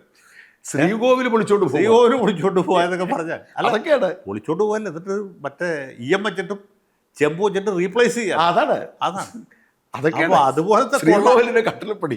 അതെ, അല്ല അത് അവിടുത്തെ ഉദ്യോഗസ്ഥന്മാർ ചെയ്താൽ മനസ്സിലാക്കാം. അതെ, അവർ കക്കാൻ ലൈസൻസ് കിട്ടിയവരാണ്. അതുമായിട്ട് ചേർന്ന് നിൽക്കുന്ന ഇതിൻ്റെ പാർശ്വവർത്തികളായിട്ടുള്ള സഖാക്കൾ കണ്ടാലും മനസ്സിലാക്കി ഇതങ്ങനെയല്ലല്ലോ. ഇത് പാർട്ടിയുടെ സമുന്നത നേതാക്കന്മാരാണ് ഈ സ്ഥാനത്തിരുന്നിട്ടുള്ളത്. അവരാണ് പ്രതികളായിട്ട് നിൽക്കുന്നത്. അവർ ജയിലിൽ പോകുന്നു. അവർ ജാമ്യം കിട്ടാതെ ജയിലിൽ കിടക്കുന്ന സമയത്ത് പാർട്ടിക്കൊന്നും പറയാനില്ല, പുറത്താക്കാനും പറ്റുന്നില്ല. അവർ ഒരു വിശദീകരണവും ഇല്ല. എന്തുകൊണ്ട് ഇങ്ങനെ സംഭവിച്ചു? പത്മകുമാർ ചെറിയ ആളല്ലല്ലോ. അപ്പോൾ പാർട്ടിക്കൊരു ഉത്തരവാദിത്വമില്ല. എന്തുകൊണ്ട് ഇങ്ങനെ സംഭവിച്ചു എന്ന് ജനങ്ങളോട് പറയാനുള്ള ബാധ്യതയുണ്ട്. അത് ഇന്ന ദിവസം വരെ പറഞ്ഞിട്ടില്ല. തന്ത്രിയുടെ പുറത്ത് വെച്ചിട്ട് അത് ഏറ്റുമില്ല. ഇല്ല. അതുപോലെ തന്നെ കോൺഗ്രസിനെ പിടിച്ചിട്ടാൻ നോക്കി. അതെ, മറ്റേ വാജി വാഹനം എടുത്തുകൊണ്ട് വരാൻ അത് ചീറ്റിപ്പോയി. അത് പോയി. അപ്പം ഇത് പക്ഷേ ഈ തദ്ദേശ സ്വയംഭരണ തെരഞ്ഞെടുപ്പിലുണ്ടായ ഒരു വികാരം എനിക്ക് തോന്നുന്നത് അതേപടി ഈ വിഷയം, ഈ അയ്യപ്പ മോഷണം നിയമസഭയിൽ ഉണ്ടായില്ലെന്ന് തോന്നുന്നു. സാധാരണ ശ്രദ്ധിച്ചു. അങ്ങനെ പറയാൻ പറ്റില്ല. ഇതെല്ലാം ജനങ്ങളുടെ മുമ്പിലുണ്ട്. ഓരോന്നും പ്രത്യേകമായിട്ട് എടുത്തു പറയേണ്ടതില്ല. എല്ലാം കൂടി ചേർന്നൊരു കളക്റ്റീവ് കോൺഷ്യൻസ് എന്നൊരു സാധനമുണ്ട്. അത് നമ്മുടെ എല്ലാവരുടെ മനസ്സിലുണ്ട്. എന്തുകൊണ്ട് ഈ സർക്കാർ പോകണം, ഈ സർക്കാർ പോയേ തീരൂ എന്ന ഒരു ചിന്താഗതി. അത് ബി ജെ പിക്കാരുടെ ഇടയിലുണ്ട്, ലീഗുകാരുടെ ഇടയിലുണ്ട്, കോൺഗ്രസ്സുകാരുടെ ഇടയിലുണ്ട്. അതിനേക്കാൾ കൂടുതൽ ഇടതുപക്ഷക്കാരുടെ ഇടയിലുണ്ട്. ഇടതുപക്ഷം എന്ന് വെച്ചാൽ ഇതുകൊണ്ട് വിറ്റ് ഊണ് കഴിക്കുന്നവരുടെ കാര്യം എല്ലാം പറഞ്ഞു. മനസ്സിലായി. ശരിക്കും യഥാർത്ഥ ഇടതുപക്ഷക്കാർ അവരാണ് ഏറ്റവും നിരാശരായിട്ടുള്ളത്. അവർക്ക് ഏറ്റവും മോഹഭംഗം ഉണ്ടായിട്ടുള്ളത്. അവർ കണ്ടുള്ള കമ്മ്യൂണിസ്റ്റും ഇതല്ല. ഇപ്പം നയനാരെ പോലെ നമ്മൾ മിക്കവരും നയനാരെ കണ്ടിട്ടുണ്ട്, അച്യുതാനന്ദനെ കണ്ടിട്ടുണ്ട്. അങ്ങനെയുള്ള ആളുകൾ കണ്ടല്ലേ. ആ സ്ഥാനത്തേക്ക് ഇതുപോലെ കൊള്ളക്കാരുടെ ഒരു സംഘം വരികയാണ്. ഈ കുഞ്ഞികൃഷ്ണനും ഗോവിന്ദനൊക്കെ പുറത്ത് വരുന്നത് പോലും ആ ഒരു ഫീലിൻ്റെ ഭാഗമാണ്. അതെ, അതാണ് ഇതിന് അവസാനത്തെ ആണി എന്ന് പറയുന്നത്. കുഞ്ഞികൃഷ്ണൻ, ടി കെ ഗോവിന്ദൻ, പിന്നെ സുധാകരൻ, ജി സുധാകരൻ, ഐഷ പോറ്റി, ഇവരൊക്കെ പുറത്ത് വരും. ഈ പുറത്ത് വരുന്നവരൊക്കെ സംശുദ്ധമായ പ്രതിച്ഛായുള്ളവർ. അവർ ആർക്ക് നേരെ വിരൽ ചൂണ്ടുന്നു അവരൊക്കെ കളങ്കിതരായിട്ടുള്ള ആളുകളുണ്ട്. അതാണ് വ്യത്യാസം. ഇപ്പോൾ പി കെ ശശി ഒഴിച്ച് അത് മാത്രം അത് തോന്നില്ല. CPM കോൺഗ്രസ് അയാളെ കോൺഗ്രസ് ഒരിക്കലും ചെയ്യാൻ പാടില്ല. ഞാൻ ഈ തോൽപ്പിക്കേണ്ടവരുടെ ലിസ്റ്റിൽ ഉൾപ്പെടുത്തിയിട്ടുണ്ട്. ഞാൻ കണ്ടിരുന്നു. അത് ന്യായമല്ലേ? അത് ന്യായമാണ്. വളരെ ഒരിക്കലും കോൺഗ്രസ് അത് ഒഴിക്കെ ബാക്കിയെല്ലാം കറക്റ്റ്. പിന്നെ ഞാൻ മനസ്സിലാക്കിയ ഒരു കാര്യം എന്ന് വെച്ചാൽ ഇപ്പം എല്ലാവർക്കും എന്തെങ്കിലും ഒരു കാരണം കൊണ്ട് സർക്കാരിനോട് എതിർപ്പുണ്ടായിരുന്നു. അപ്പം ഞാൻ ഈ ജോയി മാത്യുവിനെ വിളിച്ചിട്ട് ചോദിച്ചു, എന്തിനാ ഇത്രയും നിങ്ങൾക്ക് വിരോധം? എനിക്ക് എൻ്റെ അനുഭവം കൂടെ ജോയി മാത്യുവിന് ഒറ്റ കാര്യമുള്ളൂ, നക്സൽ എന്ന് പറഞ്ഞ് പാവപ്പെട്ട 7 പേരൊക്കെ മാവോയിസ്റ്റുകൾ. അതെ, പുള്ളി പറഞ്ഞ അവർ മാവോയിസ്റ്റുകളാണെന്ന് ഒരു ഉറപ്പില്ല. അതെ, ഒരു ഉറപ്പില്ല. 2 സ്ത്രീകളാണ്. 2 സ്ത്രീകളാണ്. ആ ഒരൊറ്റ കാരണമാണ് അദ്ദേഹം എന്നെ പ്രതിഷേധിച്ചു. കാരണം ഞാൻ ഈ അവസാനം ഈ തോപ്പിക്കേണ്ട കാരണങ്ങൾ 20 പറഞ്ഞില്ല, അതിനകത്ത് ഇത് ഉൾപ്പെടാത്തതിൽ പ്രതിഷേധം. ഇത്തരത്തിൽ ഓരോരുത്തർക്കും ഉണ്ടെന്ന് തോന്നുന്നു. അല്ല, അതുണ്ടാവും. മാത്രമല്ല, ഇതിൽ ഏറ്റവും പ്രധാനപ്പെട്ട സംഗതി വെച്ചാൽ ഈ ഇടതുപക്ഷ സംവിധാനത്തിലുണ്ടായിട്ടുള്ള ഭയങ്കരമായ മൂല്യശോഷണം. അത് നാൾതോറും അതിൻ്റെ രൂക്ഷത വർദ്ധിച്ചുകൊണ്ടേയിരിക്കും. ഇത് ഒരു വലിയ പാർലമെൻ്ററി അവസരവാദത്തിൻ്റെ ചെളിക്കുഴിയിൽ ആണ്ടുപോവുകയാണ്. അതേ സമയത്ത് പാർട്ടിയുമായി യോജിച്ച് നിൽക്കുന്നവർക്കൊക്കെ ഈ അപ്പകഷ്ണങ്ങൾ ഒരു ചെറിയ തോതിലാണെങ്കിലും വിതരണം കിട്ടുന്നുണ്ട്. സരിത അത് അങ്ങനെ ആളോട് പറഞ്ഞത്. സരിതയുടെ ടെലിഫോൺ സംഭാഷണം പുറത്തു വന്നു. പാർട്ടിയുടെ പോളിസി എന്ന് പറഞ്ഞ ഒരു വീട്ടിൽ ഒരാൾക്ക് ജോലി കൊടുത്താൽ ആ ഒരു വീട്ടിലെ വോട്ട് മുഴുവൻ കിട്ടുന്നതാണ്. ഇത്തരത്തിലൊരു അതിനെ കൈക്കൂലി മേടിക്കാൻ വേണ്ടി സരിത കോൺടാക്ട് ചെയ്തത്. ഇവരറിയാതെ മറ്റൊരു സംഭവമുണ്ട്. എൻ്റെ ഒരു വ്യക്തിയുടെ അനുഭവം. അതായത് ഞാൻ നന്തൻകോട് വഴി കടന്നു പോകുന്ന ആളാണ്. അനേകം തവണ എനിക്ക് ഈ പിണറായി കടന്നു പോകുന്നത് കൊണ്ട് വെയിറ്റ് ചെയ്യേണ്ടി വന്നു. അതെനിക്ക് ഉണ്ടാക്കിയിട്ടുള്ള ഒരു ധാർമ്മിക രോഷം. ഇത്തരത്തിൽ എന്നെങ്കിലുമൊക്കെ പിണറായിയുടെ വാഹന വ്യൂഹം പോകാൻ വേണ്ടി കാത്തു നിന്നവരൊക്കെ CPM-നെതിരായിട്ടുണ്ട്. അങ്ങനെ ഒരു വിഷയമുണ്ട്. അത് സ്വാഭാവികമായിട്ടുണ്ടോ അല്ലേ? അതെ. എനിവേ, ഈ ഒരു പശ്ചാത്തലത്തിൽ സാർ എങ്ങനെയാണ് ഈ തെരഞ്ഞെടുപ്പിനെ വിലയിരുത്തുന്നത്? അല്ല, ഈ തെരഞ്ഞെടുപ്പിൽ ഇപ്പം നമ്മൾ പറഞ്ഞല്ലോ, മൊത്തത്തിൽ ഭരണവിരുദ്ധ വികാരമുണ്ട്. അത് 5 കൊല്ലം ഭരിച്ച സർക്കാരിനെതിരായിട്ട് ഉണ്ടാകുന്നതിനേക്കാൾ കൂടുതലായിട്ടും ഉണ്ടായിട്ടുണ്ട്. RSS മാർക്സിസ്റ്റ് സംഘടനകൾ ഇല്ലാത്തതുകൊണ്ട് RSSകാർക്ക് അല്ലെങ്കിൽ BJPക്കാർക്ക് ഹിന്ദുത്വ ശക്തികൾക്ക് CPM-നോട് പഴയ പോലുള്ള വിരോധം അല്ലെങ്കിൽ വൈരാഗ്യം തോന്നേണ്ടതില്ല. ഇല്ല. ഈ കാലയളവിൽ അതുണ്ടായിട്ടില്ല. ഈ 10 കൊല്ലത്തിനിടയ്ക്കുണ്ടായ ഒരു ഭരണപരമായ നേട്ടം എന്ന് പറഞ്ഞാൽ ഈ സംഭവമില്ല. പിന്നെയും RSSഉം SDPI ആയിരുന്നു. അത് വേറെ പെടസ്റ്റലാണ്. അതൊരു കാര്യം. അതിപ്പോഴും ഞാൻ ശ്രദ്ധിച്ചേ 10 കൊല്ലത്തിനിടെ അങ്ങനെ ക്രമസമാധാനം മെച്ചപ്പെട്ടു. പിന്നെ CITUകാരുടെ അക്രമവും പഴയ പോലെ ഇല്ല. ഇല്ലായിരുന്നു. പക്ഷെ ആ ഉത്തരവാദിത്വം DYFIക്കാരെ ഏറ്റെടുത്തു, ഏറ്റെടുത്തു. അല്ലെ SFIക്കാരെ ഏറ്റെടുത്തു. അതുകൊണ്ട് പ്രശ്നം തീർന്നു. ഞാൻ പറഞ്ഞത് അതൊഴിച്ചാൽ പിന്നെ ഒരു പ്രധാന വിഷയം എന്ന് പറയുന്നത് ഈ നേരത്തെ പറഞ്ഞ പോലെയുള്ള കെടുകാര്യസ്ഥത ഒരു ഭാഗത്ത്, അഴിമതി മറുഭാഗത്ത്, മുമ്പ് ഇടതുപക്ഷത്തിൽ നിന്ന് ഉണ്ടാകാത്ത രീതിയിലുള്ള കൈക്കൂലി അല്ലെങ്കിൽ അതുപോലെയുള്ള കാര്യങ്ങൾ. ഇതാണ് ഇടതുപക്ഷക്കാരെ വെറുപ്പിക്കുന്നത്. ഖജനാവിൽ കാശില്ലാത്ത സമയത്ത് നേരത്തെ പറഞ്ഞ പോലെയുള്ള കെട്ടുകാഴ്ചകൾ, നവകേരള സദസ് പോലെയുള്ള പരിപാടികൾ നടത്തിയതാണ് പ്രതിച്ഛായ തകർത്തത്. പിന്നെ പിണറായി വിജയൻ്റെ വ്യക്തിപരമായ പ്രതിച്ഛായ, പിന്നെ മാസപ്പടി കേസ്, അത് ചെറിയ കാര്യമല്ലല്ലോ, വലിയ കേസാണ്. മാസപ്പടി ലിസ്റ്റൊക്കെ ഞങ്ങൾ പുറത്തുവിട്ടു, ഞാൻ കണ്ടിരുന്നു. അതെ, ഞെട്ടിക്കുമായിരുന്നു. അതെ. പക്ഷെ അത് തെരഞ്ഞെടുപ്പിന് തൊട്ട് മുമ്പ് അവരോട് ആ രീതിയിലൊരു അറ്റൻഷൻ കിട്ടിയില്ല. മാത്രമല്ല ഈ പത്രക്കാരൊക്കെ ഉള്ളത് കാരണം അവരാരും എടുത്തില്ല. ഈ പത്രക്കാരുണ്ട്. പത്രക്കാരുമില്ല. അപ്പം സാറ് ചുരുക്കി പറഞ്ഞാൽ സാറ് പറയുന്നത് ജനവികാരം ശക്തമാകുമെന്നും UDF വരുമെന്നല്ല LDF തോൽക്കുമെന്നാണോ? UDF വരുന്നുള്ളതിൽ യാതൊരു സംശയമില്ല. ഇല്ല. LDF തോക്കുന്നുള്ളതിൽ സംശയമില്ല. പക്ഷേ ഈ ജനവികാരത്തിൻ്റെ ഒരു തോത് വെച്ച് നോക്കുകയാണെങ്കിൽ ഒരു 90 തൊട്ട് 110 വരെ സീറ്റുകൾ UDFന് കിട്ടാമായിരുന്നു. അതിന് ഭാഗത്തിനുള്ള ഒരു വിരുദ്ധ വികാരമുണ്ട്. പാർലമെൻറ്റ് തെരഞ്ഞെടുപ്പിൽ കണ്ടതും പഞ്ചായത്ത് തെരഞ്ഞെടുപ്പിൽ കണ്ടതും എടുത്താൽ. പക്ഷേ അത് ആ രീതിയിൽ UDFന് വോട്ടായിട്ട് മാറിയിട്ടില്ല. എൻ്റെ റീഡിങ്ങാണ്. UDF ഒരു 90 സീറ്റ് വരെയൊക്കെ പോയേക്കാം, 80-85, ഒരു പക്ഷേ 90 വരെ പോകാം. അത് മേലോട്ട് പോകത്തില്ല. അതിൻ്റെ പ്രശ്നം എന്ന് വെച്ചാൽ ഈ സ്ഥാനാർത്ഥി നിർണയത്തിൽ വന്നിട്ടുള്ള രണ്ട് കാര്യങ്ങളാണ്. ഒന്ന്, LDF മിക്കവാറും സിറ്റിംഗ് MLAമാർക്ക് സീറ്റ് കൊടുക്കും, പ്രത്യേകിച്ച് CPM. ഇപ്പോൾ സിറ്റിംഗ് MLAക്ക് ഒരു ഗുണമുണ്ട്. കഴിഞ്ഞ 5 കൊല്ലമായിട്ട് അയാൾ ആ മണ്ഡലത്തിലുണ്ടല്ലോ, സജീവമായി. ചേരനൊക്കെ 10 കൊല്ലമായിട്ടുണ്ട്. റോഷിയും അവർക്ക് 25 കൊല്ലമായിട്ടുണ്ട്. ഗണേഷ് കുമാർക്ക് 25 കൊല്ലമായിട്ടുണ്ട്. അവർക്ക് എപ്പോഴും അവിടെ ഒരു അഡ്വാൻറ്റേജ് ഉണ്ട്. ആ മണ്ഡലത്തിൽ അവരെ അറിയാത്തവരും ഉണ്ടാവില്ല. അവർക്കൊരു മുഖപുരയുടെ ആവശ്യമില്ല. എല്ലാ പഞ്ചായത്തുകളും എല്ലാ വാർഡുകളും എല്ലാ മുക്കും മൂലയും സാധാരണഗതിയിൽ കൊള്ളാവുന്നൊരു MLAക്ക് അറിയാൻ പറ്റും. അപ്പോൾ വ്യക്തികളുമായിട്ട് ആ രീതിയിൽ ബന്ധമുണ്ട്. നേരെ മറിച്ച് കോൺഗ്രസിൻ്റെ ആൾക്കാർ പുതുതായിട്ട് വരുന്നവർ, അവർക്ക് പുതിയതായിട്ട് പല സ്ഥലങ്ങളിലും പോയി പരിചയപ്പെട്ട്, മാത്രമല്ല സമയം വളരെ കുറവാണ്. അതെ, ഒരു മാസം ഇല്ലായിരുന്നു. ആദ്യത്തെ സ്പെല്ലിലാണ് കേരളത്തിലെ വോട്ടെടുപ്പ്. ഒരു മാസം ഇല്ല, ചെറിയ സമയം കിട്ടി. അതാണ് ഒന്നാമത്തെ LDFനുള്ളൊരു അഡ്വാൻറ്റേജ്. മറ്റവരുടെ ഡിസഡ്വാൻറ്റേജ് സ്ഥാനാർത്ഥികൾ പുതിയവരാണെന്ന് മാത്രമല്ല, ജയിക്കാവുന്ന സ്ഥാനാർത്ഥികൾക്ക് തോൽക്കാവുന്ന സീറ്റുകളാണ് കൊടുത്തത്. ജയിക്കാവുന്ന സീറ്റിൽ തോൽക്കാവുന്ന ആളുകളെ ഫീൽഡ് ചെയ്തു. ഇപ്പോൾ കൊച്ചി മണ്ഡലം ഉദാഹരണത്തിന് നോക്കിയത്, നല്ല ഒന്നാന്തര സ്ഥാനാർത്ഥി മുഹമ്മദ് ഷിയാസ്. അദ്ദേഹത്തിന് എറണാകുളം ജില്ലയിൽ കൊടുക്കാൻ ഏറ്റവും പറ്റാത്ത സീറ്റാണ് കൊച്ചി. അതുമാത്രമല്ല, കൊച്ചിയുടെ തൊട്ടപ്പുറത്തുള്ള മണ്ഡലത്തിൽ ഷാനിമോൾ ഉസ്മാനും കൊടുത്തു. അപ്പോൾ അവർക്കും ഒരേ രീതിയിൽ ദോഷമായി. അടുത്തടുത്തുള്ള മണ്ഡലങ്ങളിൽ ഒരിടത്ത് ഷാനിമോൾ, ഒരു സ്ഥലത്ത് മനസ്സിലായി. ഒന്നാമത് ലത്തീൻ കത്തോലിക്കരുടെ ഒരു കേന്ദ്രമാണ്. മറ്റു രണ്ടും ലത്തീൻ കത്തോലിക്കരാണ്. CPM സ്ഥാനാർത്ഥികൾ ഒരിടത്ത് നമ്മുടെ ദലീമയാണ്, മലയിടത്ത് മാക്സിയാണ്. രണ്ടുപേരും സിറ്റിംഗാണ്. പിടികിട്ടി. അവിടേക്ക് കൊണ്ടുവന്ന ഒരു ശാസനം കൊടുത്തു. അതെ, ഞാൻ പറഞ്ഞു ഇങ്ങനെയൊക്കെയുള്ള. അല്ല, അതെന്തായിരിക്കും അവരങ്ങനെ ചെയ്യും? അതിൽ എനിക്ക് തോന്നുന്നത് ഈ സ്ഥാനാർത്ഥി നിർണയത്തിൽ KC വേണുഗോപാൽ നടത്തിയ വമ്പിച്ച ഇടപെടൽ. അപ്പോൾ എനിക്ക് പുള്ളി ഇനി സർക്കാർ ഭൂരിപക്ഷം കിട്ടുകയാണെങ്കിൽ മുഖ്യമന്ത്രിയായിട്ട് ലാൻഡ് ചെയ്യാനുള്ള പരിപാടി ഉണ്ടോ എന്ന് സംശയമുണ്ട്. അതിൻ്റെ ഭാഗമായിട്ട് കൂടി ആയിരിക്കാം പുള്ളിയുടെ പെട്ടി പിടിക്കുന്ന ആളുകൾക്കാണ്, മറ്റേ വിജയസാധ്യതയുള്ള സ്ഥാനാർത്ഥികളുടെ മീതെ ഇവർക്കാണ് അവസരം കൊടുത്തത്. അപ്പോൾ അതിൻ്റെയൊക്കെ ഒരു തിക്തഫലം ഇവർ അനുഭവിക്കുന്നു. ഇപ്പോൾ നിങ്ങളുടെ കാഞ്ഞിരപ്പള്ളി സ്ഥാനാർത്ഥി നോക്കിയാൽ മതി. കാഞ്ഞിരപ്പള്ളിയിലെ ഒരു കോൺഗ്രസ് സ്ഥാനാർത്ഥി വരുന്നു, റോണി എന്തോ ബേബി. എതിർഭാഗത്ത് നമ്മുടെ ജയരാജാണ്. മനസ്സിലായി. ജയരാജനെ തന്നെ തോൽപ്പിക്കാൻ ബുദ്ധിമുട്ടാണ്. പഴയ വാഴൂരാണ് ഇപ്പോഴത്തെ കാഞ്ഞിരപ്പള്ളി. അതെ, മനസ്സിലായില്ലേ? ഇവർ നേരത്തെ ഉണ്ടാക്കിയൊരു ഫോർമുല, അതിൽ ചില ഇടപെടൽ ഒടുവിലുണ്ടാവുകയാണ്.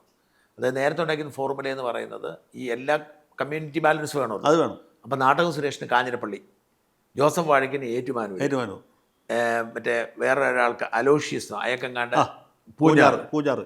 ഇങ്ങനെ കറക്റ്റ് കൊണ്ട് എത്തിച്ച് കറക്റ്റ് വെച്ചപ്പോഴത്തേക്കാണ് ഈ പുള്ളിയുടെ ഇട വന്നിട്ട് അവിടെ ഈ വേറൊരാളെ കൊണ്ടുവരാനായിരുന്നു. ഞാൻ പേര് പറഞ്ഞു, ഒരു ജിജി അഞ്ചാനി. അയാളെ കൊണ്ടുവരാനായിരുന്നു. അയാൾക്ക് ഇച്ചിരി കാശൊക്കെ ഉണ്ട്. അയാളെ കൊണ്ടുവരാനായിട്ട് ആൻ്റോണിൻ്റെ പിന്തുണയോട് കൂടി നക്കിയ നടവാണ്. അവസാന നിമിഷം വന്ന് അവർ കൊണ്ടുവന്ന പോളിസി എന്ന് വെച്ചാൽ കാഞ്ഞിരപ്പള്ളി ക്രിസ്ത്യൻ കാൻഡിഡേറ്റ് വേണമെന്നാണ്. അവസാനം രാഹുൽ ഗാന്ധി ഇടപെട്ട് ക്രിസ്ത്യൻ കാൻഡിഡേറ്റ് ആണെങ്കിൽ അവിടെ നിന്ന് കൊള്ളാവുന്ന ക്രിസ്ത്യൻ കാൻഡിഡേറ്റ് എല്ലാം പേര് തരാൻ പറഞ്ഞു. അങ്ങനെ ജിജി അഞ്ചാനെ വിട്ടിട്ടാണ് ഈ കാഞ്ഞിരപ്പള്ളി കോളേജ് അധ്യാപകനായ ഈ ടോണി വരുന്നത്. പക്ഷെ അതോടെ കംപ്ലീറ്റ് സിസ്റ്റം ഇത് മാറി. ഞെട്ടിച്ചെവിടെയെന്നറിയോ, വാഴയ്ക്കൊരു സീറ്റില്ലാതെ പോയത്. വാഴയ്ക്കൊരു സീറ്റില്ലാതെ പോയെന്നുള്ളത് വാഴക്കൻ സീറ്റിലാണ് ഞെട്ടിപ്പോയി. അതെ കാരണം രമേശ് ചെന്നിത്തല കഴിഞ്ഞാൽ രണ്ടാമനാണ് അതെ ഐ ഗ്രൂപ്പിൻ്റെ ജയിച്ചാൽ മന്ത്രിയാണ്, മന്ത്രി. പക്ഷെ സീറ്റില്ല. അതെ എനിക്ക് വളരെ സങ്കടം. വാഴക്കൻ ജയിക്കുമല്ലോ രണ്ടാമത്തെ കാര്യം. ഒരുപക്ഷെ വാഴക്കനേക്കാൾ മികച്ച സാറിന് എന്താ തോന്നുന്നത്? നാട്ടകം വാസവന അല്ല ഏറ്റുമാനൂര് വാഴക്കനേക്കാൾ നല്ല ഒരുപക്ഷെ നാട്ടകം സുരേഷ് ആയിരിക്കാം. പക്ഷേ വാഴക്കൻ പോസ്റ്റർ വരെ അടിച്ചു സീറ്റ്. അപ്പം ഇതിൻ്റെ അകത്ത് അവസാനം ഇപ്പം മറ്റൊരു കാര്യം പറയാം. റാന്നി ഉറപ്പായിട്ടും UDF ജയിക്കേണ്ട മണ്ഡലമാണ്. പക്ഷെ അവിടെ നിർദ്ദേശിച്ചിരുന്ന 2 സ്ഥാനാർത്ഥികൾ എന്ന് പറയുന്നത് കഴിഞ്ഞ പ്രാവശ്യം മത്സരിച്ചിരുന്ന റിങ്കു ചെറിയാൻ, MC ചെറിയാൻ്റെ മകൻ. റിങ്കു 1200 വോട്ടിനാണ് തോറ്റത്. പിന്നെ റിങ്കുവിനുള്ള പ്രശ്നം വെച്ചാൽ മടിയനാണ്, ആളുകളുടെ ഇടപെടുന്നുള്ള പരാതിയാണ്. അങ്ങനെയാണ് അവിടെ ഈ മറ്റേ സണ്ണി പനവേലയുടെ മോനുണ്ടായിരുന്നു, ആരോൺ സണ്ണി. അവൻ തദ്ദേശ സ്വയംഭരണത്തിൽ 5000 വോട്ടിനാണ് ജയിച്ചത്. 2 പേരും വിട്ടിട്ട് കൊണ്ടുപോയി പഴകുളം മധു KC-യുടെ നോമിനിയാണ് കൊണ്ടുവച്ചതാ. പഴകുളം മധു അല്ല അപ്പം എന്ത് വരുന്നത് വെച്ചാൽ ഈ പത്തനംതിട്ട ജില്ല മാത്രം നോക്കിയാൽ പത്തനംതിട്ട ജില്ലയുടെ കമ്മ്യൂണൽ ഈക്വലിബ്രിയം എന്ന് വെച്ചാൽ ഒരു നായർ ഒരു ഇടവൻ, ഒരു ഓർത്തഡോക്സ് ഒരു മാർത്തോമ, ഒരു പട്ടിക സമുദായം, പിന്നെ റിസർവേഷനാണ്. അപ്പം ഇതിൻ്റെ മറ്റേ ബാലൻസിങ് ശരിയാക്കട്ടെ. ഒരു നായർക്ക് അവിടെ കൊടുത്തപ്പോൾ പിന്നെ ഈഴവന് വേറെ സ്ഥലത്ത് കൊടുക്കും. അങ്ങനെ വന്നു. ഈഴവന് ഇവിടെ കൊടുക്കുമ്പോൾ പിന്നെ ഓർത്തഡോക്സുകാരന് അവിടെ കൊടുക്കണം, പിന്നെ അങ്ങനെ കമ്മ്യൂണിക്കാരന് ഇവിടെ കൊടുക്കണം. ആ രീതിയിൽ മൊത്തം ഇക്വേഷൻ ഈ ഇക്വലിബ്രിയം പോയി. അതുകൊണ്ടാണ് ഇപ്പം കോന്നിക്കും റാന്നിക്കും പ്രശ്നമാണ്. അതെ, അല്ലെങ്കിൽ 5 സീറ്റും കിട്ടേണ്ടതാണ്. കോന്നിയും റാന്നിയും കിട്ടിയെങ്കിൽ കിട്ടിയെന്ന്. കാസർഗോഡ് ജില്ലയെ സംബന്ധിച്ചിടത്തോളം പറഞ്ഞാൽ UDF-ന് ഇപ്പോൾ 2 സീറ്റേ ഉള്ളൂ. അതിന് മുമ്പ് സാറേ നമുക്ക് BJP എന്ന് പറഞ്ഞിട്ട് പോവാം അല്ലേ? അതെ BJP-യുടെ സാധ്യത, അതായത് ഈ തെരഞ്ഞെടുപ്പ് തുടങ്ങുന്ന സമയത്ത് പറഞ്ഞു കേട്ടിരുന്ന ഒരു പറച്ചിലെന്ന് പറയുന്നത് നേമം, കഴക്കൂട്ടം, പാലക്കാട്, മഞ്ചേശ്വരം ഈ 4 സീറ്റും BJP-ക്ക് കിട്ടുമെന്നായിരുന്നു ആദ്യത്തെ ഒരു പറച്ചിൽ. പക്ഷെ ആ സിറ്റുവേഷൻ പിന്നെ പലയിടത്തും കയറി വന്ന് പലരും ആ സിറ്റുവേഷൻ. സാർ BJP-യുടെ സാധ്യതയും BJP-യുടെ സാഹചര്യത്തെ എങ്ങനെ വിലയിരുത്തും? അല്ല, BJP-യുടെ സാധ്യത എന്ന് പറയുമ്പോഴേ BJP ക്രമാനുഗതമായിട്ട് നില മെച്ചപ്പെടുത്തിക്കൊണ്ടിരിക്കുകയാണ് കേരളത്തിൽ. അത് സത്യമാണ്. പക്ഷേ എന്ന് വെച്ചാൽ എത്ര സീറ്റിലേക്ക് ഇത് കൺവേർട്ട് ചെയ്യാൻ പറ്റും എന്നുള്ള വേറെ ചോദ്യം. അപ്പോൾ ഇവിടുത്തെ പ്രശ്നം എന്ന് വെച്ചാൽ ഈ തെരഞ്ഞെടുപ്പിൻ്റെ ഒരു BJP-യുടെ സാധ്യതയും അസാധ്യതയും, സത്യത്തിൽ ഈ തെരഞ്ഞെടുപ്പ് UDF ജയിക്കുകയാണെങ്കിൽ അത് BJP-യുടെ ഭാവിയിലേക്കുള്ള വളർച്ചയ്ക്ക് തടസ്സവും. UDF ജയിച്ചാൽ UDF ജയിക്കുന്നത്, കാരണം UDF ജയിച്ചാൽ പിന്നെ ആളുകൾ കോൺഗ്രസിലേക്ക് തിരിച്ചു പോകും. നേരെ മറിച്ച് ഈ തെരഞ്ഞെടുപ്പിൽ UDF തകർത്ത് തരിപ്പണമായി പോയാൽ പിന്നെ കോൺഗ്രസിന് പ്രസക്തിയില്ല. അതാണ് അവരുടെ കാൽക്കുലേഷൻ, അതായിരുന്നു അവരുടെ ആഗ്രഹം. അപ്പോൾ കേന്ദ്ര നേതൃത്വം ആഗ്രഹിക്കുന്നത് കോൺഗ്രസ് മുക്ത ഭാരതമാണ്, LDF മുക്ത ഭാരതമല്ല. അപ്പോൾ BJP-യുടെ പരാജയമാണ് UDF-ൻ്റെ വിജയം. UDF ജയിച്ചു എന്ന് വെച്ചാൽ CPM മാത്രമല്ല പരാജയപ്പെടുന്നത്, BJP-യുമാണ് ലോങ് റണ്ണിൽ. പിന്നെ BJP-യുടെ മെച്ചം എന്ന് വെച്ചാൽ ഈ തെരഞ്ഞെടുപ്പിൽ അവരുടെ വോട്ട് ഷെയർ വർദ്ധിക്കും. BDJS കൂടെയുണ്ട്, പിന്നെ നമ്മുടെ 2020 വന്നിട്ടുണ്ട്, അതുപോലെ ചെറിയ പാർട്ടികളൊക്കെ വന്നു. അതല്ല പ്രശ്നം. ഈ ഭരണവിരുദ്ധ വികാരത്തിൻ്റെ ഒരു പങ്ക്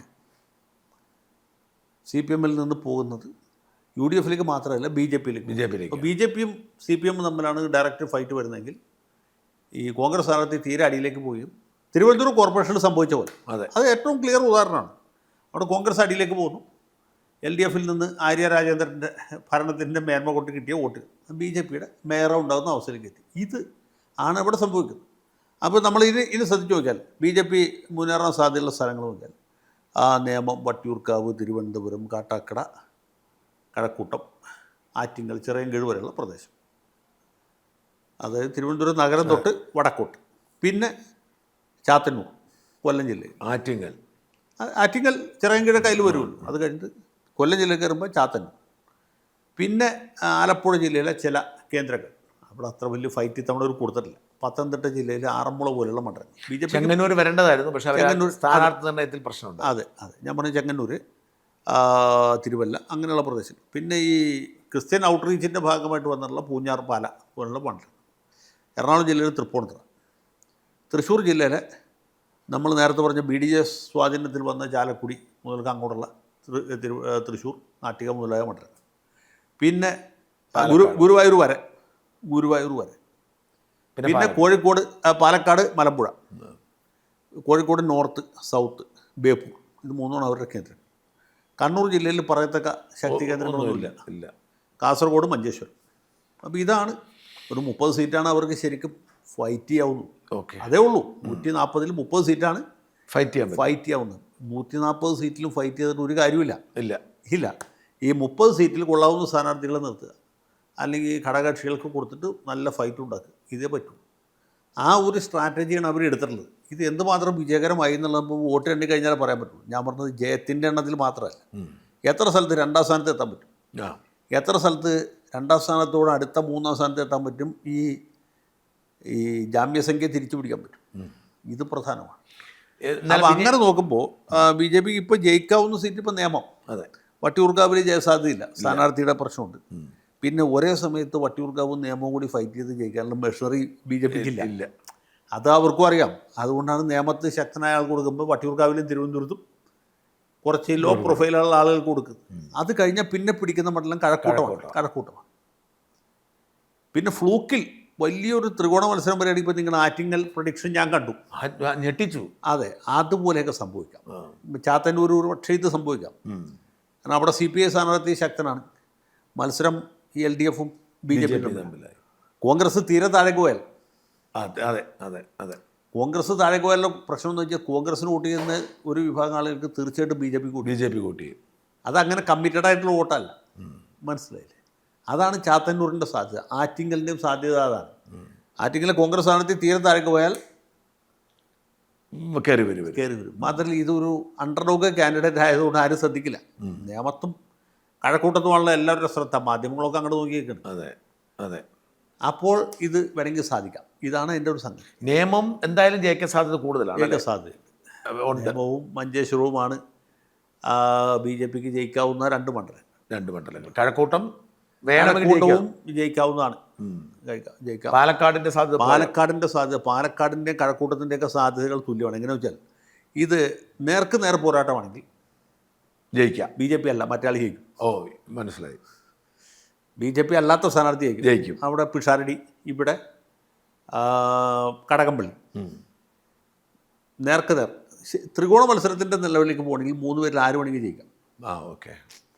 തൃശ്ശൂരും അതിൻ്റെ സ്ഥിതി. തൃശ്ശൂർ കഴിഞ്ഞ തവണ ബാലേന്ദ്രൻ ജയിക്കുന്ന ആരെങ്കിലും വിചാരിച്ചു? ബാലേന്ദ്രൻ പോലും വിചാരിച്ചില്ല. ഞാൻ തൃശ്ശൂരിലുള്ള പല CPIക്കാരും വിളിച്ചു ചോദിച്ചു. അവരൊക്കെ പറഞ്ഞു ഇത്തവണ പത്മജ ജയിക്കാനുള്ള സാധ്യത. സുരേഷ് ഗോപി പത്മജ തമ്മിലാണ് ശരിക്കുള്ള ഫൈറ്റ്. അവസാനം പത്മജ ജയിക്കും എന്ന് ഉറപ്പിച്ച് പറഞ്ഞവരുണ്ട്. പക്ഷേ വോട്ടിനെ കഴിഞ്ഞപ്പോൾ എന്തെന്ന് വെച്ചാൽ ഫൈറ്റൊക്കെ ഗംഭീരമായിരുന്നു, ജയിച്ചത് ബാലേന്ദ്രനായിരുന്നു. അതാണ് ഈ ത്രികോണ മത്സരത്തിൻ്റെ ഒരു കുഴപ്പം. ആർക്കും ജയിക്കാം എന്ന അവസ്ഥ വരും. ഇപ്പോൾ പാലായിൽ പോലും ഇത് സംഭവിക്കും. ഇങ്ങനെയല്ല, ഭയങ്കര ഫൈറ്റ് വന്നിട്ട് ഈ നേർക്ക് നേർ പോരാട്ടമാണെങ്കിൽ കാപ്പൻ ചെയ്യും. കാപ്പൻ. പക്ഷേ ഷോൺ ജോർജ് മറുഭാഗത്ത് നിൽക്കുന്നുണ്ട്. പ്രവചനാതീതമായ നിലയിലേക്ക് പോകും. തുല്യ നിലയിലുള്ള മത്സരം വരികയാണെങ്കിൽ 3-ൽ ആര് വേണമെങ്കിൽ ജയിക്കാം. അപ്പോഴത്തെ ലാസ്റ്റ് മൊമെൻറ്റിലെ ഒരു പൂഞ്ഞാറിലും ഇതുപോലെ പൂഞ്ഞാറിലങ്ങനെ തന്നെ. പൂഞ്ഞാറിൽ ഇപ്പോൾ കാണുന്ന കാഴ്ച LDFും UDFും തമ്മിലാണ്. അതെ. പക്ഷേ വലിയ മത്സരം വരികയാണ്, ഒപ്പത്തിനൊപ്പം വരികയാണെങ്കിൽ ത്രികോണ മത്സരം, വളരെ ശക്തമായ ത്രികോണ മത്സരമാണെങ്കിൽ 3-ൽ ആര് വേണമെങ്കിൽ ജയിക്കാം. അപ്പോൾ BJPക്ക് ഒരു സീറ്റ് ഉറപ്പും ഒരു 5-6 സീറ്റ് വരെ എത്താൻ വേണമെങ്കിൽ പറ്റാതെ കുറച്ച് പല ഘടകങ്ങളെ ആശ്രയിച്ചാണ് ഇരിക്കുന്നത്. പിന്നെ ന്യൂനപക്ഷ വോട്ടുകളുടെ കേന്ദ്രീകരണം എന്നൊക്കെ പറഞ്ഞ് പഴയ പോലെ ഇനി നടക്കില്ല. ആണോ? ഇനി ന്യൂനപക്ഷ വോട്ടുകൾ മാത്രമല്ല, മറുഭാഗത്തുള്ള വോട്ടുകളും കേന്ദ്രീകരിക്കും. അതെ, അതാണ് പ്രശ്നം. ഈ പൂഞ്ഞാറിൽ വളരെ വിചിത്രമായൊരു പ്രതിഭാസം ഉണ്ടായി. പൂഞ്ഞാറിലെ ഈ UDF സ്ഥാനാർത്ഥി വരുമ്പോൾ തികച്ചും അപ്രസക്ത, അപരിചിതനായ സ്ഥാനാർത്ഥി, ആർക്കും അറിയില്ലായിരുന്നു. പക്ഷേ പിന്നീട് അയാൾ പിക്കപ്പ് ചെയ്യുന്നു പറഞ്ഞാൽ അയാൾ ഒരു ഈരാറ്റുപേട്ടയിലെ ഈ തീവ്ര ഇസ്ലാമിക വോട്ടിൻ്റെ പിൻബലം കൂടിയുള്ള സ്ഥാനാർത്ഥിയാണ്. അത് എന്തോ ഒരു ആത്മ ഫുഡോ അങ്ങനെ എന്തോ ഒരു ഇത് പുട്ടുപടി എന്തോ ഒരു സംഭവമുണ്ട്. അതെ അതെ, അജ്മി ഫുഡ് പ്രോഡക്റ്റ് ആണ് ഇദ്ദേഹത്തെ സ്പോൺസർ ചെയ്തിട്ടുള്ളത്. തലതൊട്ടപ്പൻ ആൻഡോ ആന്റണിയാണ്. ഈ അജ്മി ഫുഡ് കോട്ടയം ജില്ലയിലെ ഒരു പേയ്മെന്റ് സീറ്റായിട്ട് കരുതപ്പെടുന്ന സീറ്റ് കൂടിയാണ്. അതെ, അജ്മി ഫുഡിന്റെ വാഹനത്തിലായിരുന്നു പാലാ മെത്രാന്റെ അരമനയിലേക്ക് മറ്റേ. പക്ഷെ ഇതൊന്നും ചർച്ചയായില്ല. അതായത് ഈ ക്രിസ്ത്യൻ വിഭാഗത്തിനിടയിൽ ഇത് വേണ്ട പോലെ ചർച്ചയായില്ല. അപ്പം അതുകൊണ്ട് അവസാന നിമിഷം ഇദ്ദേഹം കയറി വന്നിട്ടുണ്ട്. അപ്പോൾ ഒരു പക്ഷെങ്കിൽ പൂഞ്ഞാറിലെ ഈ സെബാസ്റ്റ്യൻ കൊളുത്തെങ്കിലും മറ്റേ സെബാസ്റ്റ്യൻ തമ്മിലുള്ള ഫൈറ്റിനിടെ PC ജോർജിന് വേണമെങ്കിൽ ജയിക്കാം. കയറിപ്പോ ഈ രീതിയിലുള്ള ഫൈറ്റ് ത്രികോണമായിട്ട് വരികയാണെങ്കിൽ, കാരണം സാധാരണ ധ്രുവീകരിച്ച് ഏതെങ്കിലും ഒരു കഴിഞ്ഞ പ്രാവശ്യം ജോർജ് കല്ലാനി തീരെ ദുർബലനായിരുന്നു. ഇത്തവണ അല്ല, ടോമി കല്ലാനി ദുർബലനായതുകൊണ്ടല്ല. ടോമി കല്ലാനി നല്ല കാൻഡിഡേറ്റ് തന്നെയായിരുന്നു. പക്ഷേ കുഴപ്പം പറ്റിയത് ഈ CPMൻ്റെ കോർ വോട്ട് അവിടെ ഉണ്ട് എന്നറിയാവുന്നതുകൊണ്ട് നേരത്തെ പറഞ്ഞ വിഭാഗക്കാർ പൂർണ്ണമായിട്ടും കുളത്തുങ്കലിനെ സപ്പോർട്ട് ചെയ്തു. ഇത്തവണ അവരുടെ അപ്പോൾ കല്ലാനിക്ക് ന്യായമായിട്ട് കിട്ടേണ്ട വോട്ട് മറ്റ് മേഖലകളിലൊക്കെ കിട്ടി. ഈരാറ്റുപേട്ടയിൽ മാത്രമാണ് പുള്ളി വളരെ അടി പോയത്. അപ്പോൾ ഈരാറ്റുപേട്ടയിലും പുള്ളിക്ക് അതേ നിലയിൽ കിട്ടിയെങ്കിൽ കറക്റ്റ് ഞാൻ ഈ പറഞ്ഞ പോലത്തെ ത്രികോണ മത്സരം പറ്റിയും ജോർജ് ജയിക്കുകയും ചെയ്തു. പക്ഷേ ഈ ജോർജിനെ തോൽപ്പിക്കണം എന്നുള്ള ഉദ്ദേശത്തോടെ കോൺഗ്രസ്സുകാരും ലീഗുകാരുമായി വോട്ട് മാറ്റിച്ചു. ഇത്തവണ അത് മുഴുവൻ എല്ലാവരും ചെയ്തത് ഇത്തവണ ഇയാൾക്കാണ് UDF കിട്ടുക. അങ്ങനെയാണ് അയാൾ കയറി വന്നിരിക്കുന്നത്. അങ്ങനെയാണ് അയാൾ കയറി വന്നിട്ടുള്ളത്. അതിൽ ഒരു പക്ഷേങ്കിൽ ഈ ഗെയിമിൽ ഒരു പക്ഷേങ്കിൽ ജോർജ് ജയിച്ചും ജോർജിന് ജയിക്കാം, സെബാസ്റ്റ്യൻ കുളത്തുങ്കലും ജയിക്കാം, ഇയാൾക്കും ജയിക്കാം. 3 പേർക്ക് സംഭവിച്ചിരിക്കുന്നത്. FCR ഒന്നും അങ്ങനെ അങ്ങോട്ട് ബാധിച്ചിട്ടില്ല. FCR ഒന്നും ബാധിക്കില്ല. FCR കൊണ്ടൊന്നും ഈ തെരഞ്ഞെടുപ്പിനെ ബാധിക്കില്ല. FCR ബാധിക്കില്ല. ശോഭാ സുരേന്ദ്രനെതിരായിട്ട് ഒന്നും ബാധിക്കില്ല. അതുപോലെ ഈ സമീപകാലത്തുണ്ടായ വേറെ പല വിവാദങ്ങളും ഉണ്ടായിരുന്നു. അതൊന്നും ഈ ഘട്ടത്തിൽ എത്തിയില്ല. കാരണം തെരഞ്ഞെടുപ്പ് പ്രഖ്യാപിക്കുന്ന സമയത്ത് ഒരു മൂടുണ്ട്. സ്ഥാനാർത്ഥികൾ വരുന്ന സമയത്ത് ആളുകൾ ഏതാണ്ട് തീരുമാനിക്കും നമ്മുടെ വോട്ട് ഇന്നാക്കാൻ. ഒരു 3 ആഴ്ച മുമ്പ് തന്നെ ആ ഒരു പ്രോസസ്സ് കഴിഞ്ഞിട്ടുണ്ടാവും. പിന്നെ അതിൽ സാധാരണ ഇതിൽ മാറ്റം വരില്ല. നമ്മൾ ഒരു കാര്യം കൂടെ പറയേണ്ടത് 2020 കുന്നത്താട് കഴിഞ്ഞ പ്രാവശ്യം കഷ്ടി തോറ്റു പോയതാണ്. അപ്പോൾ ആ 2020 വോട്ടും BJPയുടെ വോട്ടും ചെല്ലുമ്പോൾ ജയ സാധ്യത ഉണ്ടോ അവിടെ? അല്ല, കുന്നത്തനാട് വലിയ മത്സരം നടക്കുന്ന ഒരു മണ്ഡലമാണ്. ഇപ്പോഴത്തെ നിലയ്ക്ക് ഈ 2020യും UDF തമ്മിലാണ് മത്സരം. ആണ്. എറണാകുളം ജില്ലയുടെ മൊത്തത്തിലുള്ള ഒരു രാഷ്ട്രീയ സാഹചര്യവും ഇവിടുത്തെ ഒരു പൊളിറ്റിക്കൽ ക്ലൈമറ്റ് വെച്ച് നോക്കുമ്പോൾ അവിടെ UDF ജയിക്കാനുള്ള സാധ്യത നല്ല സാധ്യത. VP സജീന്ദ്രൻ നല്ല ഭൂരിപക്ഷത്തോട് ജയിക്കും എന്നാണ് എനിക്ക് തോന്നുന്നത്. ഓക്കെ, നമുക്കിപ്പം കാസർഗോഡ് പോലും നോക്കാം. കാസർഗോഡ് മഞ്ചേശ്വരം നേരത്തെ സാർ സൂചിപ്പിച്ചു അല്ലേ, അത് BJPക്ക് സാധ്യത കൂടുതലുണ്ടോ? അതെങ്ങനെ വെച്ചാൽ ഈ കാസർഗോഡ് ജില്ലയിൽ 5 മണ്ഡലങ്ങളാണ്. 2 UDF, 3 LDF. അതെ. കാസർഗോഡ് മഞ്ചേശ്വരമാണ് ഈ BJPയും UDF തമ്മിൽ മത്സരം നടക്കുന്നത്. കാസർഗോഡ് ലീഗ് സ്ഥാനാർത്ഥിയെ ജയിക്കും. ആ മണ്ഡലത്തിൻ്റെ പ്രത്യേകത അവിടെ മുസ്ലിം മെജോറിറ്റിയുള്ള സ്ഥലമാണ്. ലീഗാണ് പ്രധാനപ്പെട്ട കക്ഷി. ലീഗുകാരൻ തന്നെ ജയിക്കും. BJP 2ാം സ്ഥാനത്ത് വരും. അതിൽ മാറ്റമില്ല. മഞ്ചേശ്വരത്ത് ഇവരുടെ തുല്യ ശക്തികളാണ്. ചെറിയ വ്യത്യാസത്തിലാണ് ലീഗ് ജയിച്ചുകൊണ്ടിരിക്കുന്നത്. ഇത്തവണത്തെ സാഹചര്യങ്ങൾ നോക്കുമ്പോൾ SDPI വളരെ ശക്തമായിട്ട് ഇവർ എതിർക്കും. SDPIക്ക് അത്ര അധികം വോട്ടൊന്നുമില്ല. എന്നാൽ പോലും അതൊരു പ്രബല ശക്തിയാണ്. അവരുടെ വോട്ട് എങ്ങോട്ട് പോകും? ഞാൻ മനസ്സിലാക്കിയത് ശരിയാണെങ്കിൽ ഈ SDPIക്കാർ കഴിഞ്ഞ 2 തവണയും BJPക്ക് വോട്ട് ചെയ്തവരാണ്. കേട്ടാൽ വിശ്വസിക്കില്ല. അതാണ് അതിൻ്റെ പ്രത്യേകത. ലീഗിനെ തോൽപ്പിക്കാൻ SDPI തമ്മിൽ അത്ര വലിയ വിരോധമുള്ള സ്ഥലമാണ്. അപ്പം ശത്രുവിൻ്റെ ശത്രു എന്ന രീതിയിൽ BJPയോടുള്ള സ്നേഹം കൊണ്ടല്ല, ലീഗിനെ തോൽപ്പിച്ചു എന്ന് ഖ്യാതി അടിക്കാൻ വേണ്ടിയിട്ടുണ്ട്. ഇപ്പോൾ ഈ കഴിഞ്ഞ പഞ്ചായത്ത് തെരഞ്ഞെടുപ്പിലൊക്കെ ഈ SDPIയുടെ സ്ഥാനാർത്ഥികളെ ലീഗുകാർ പുറകെ നടന്ന് തോൽപ്പിച്ചു.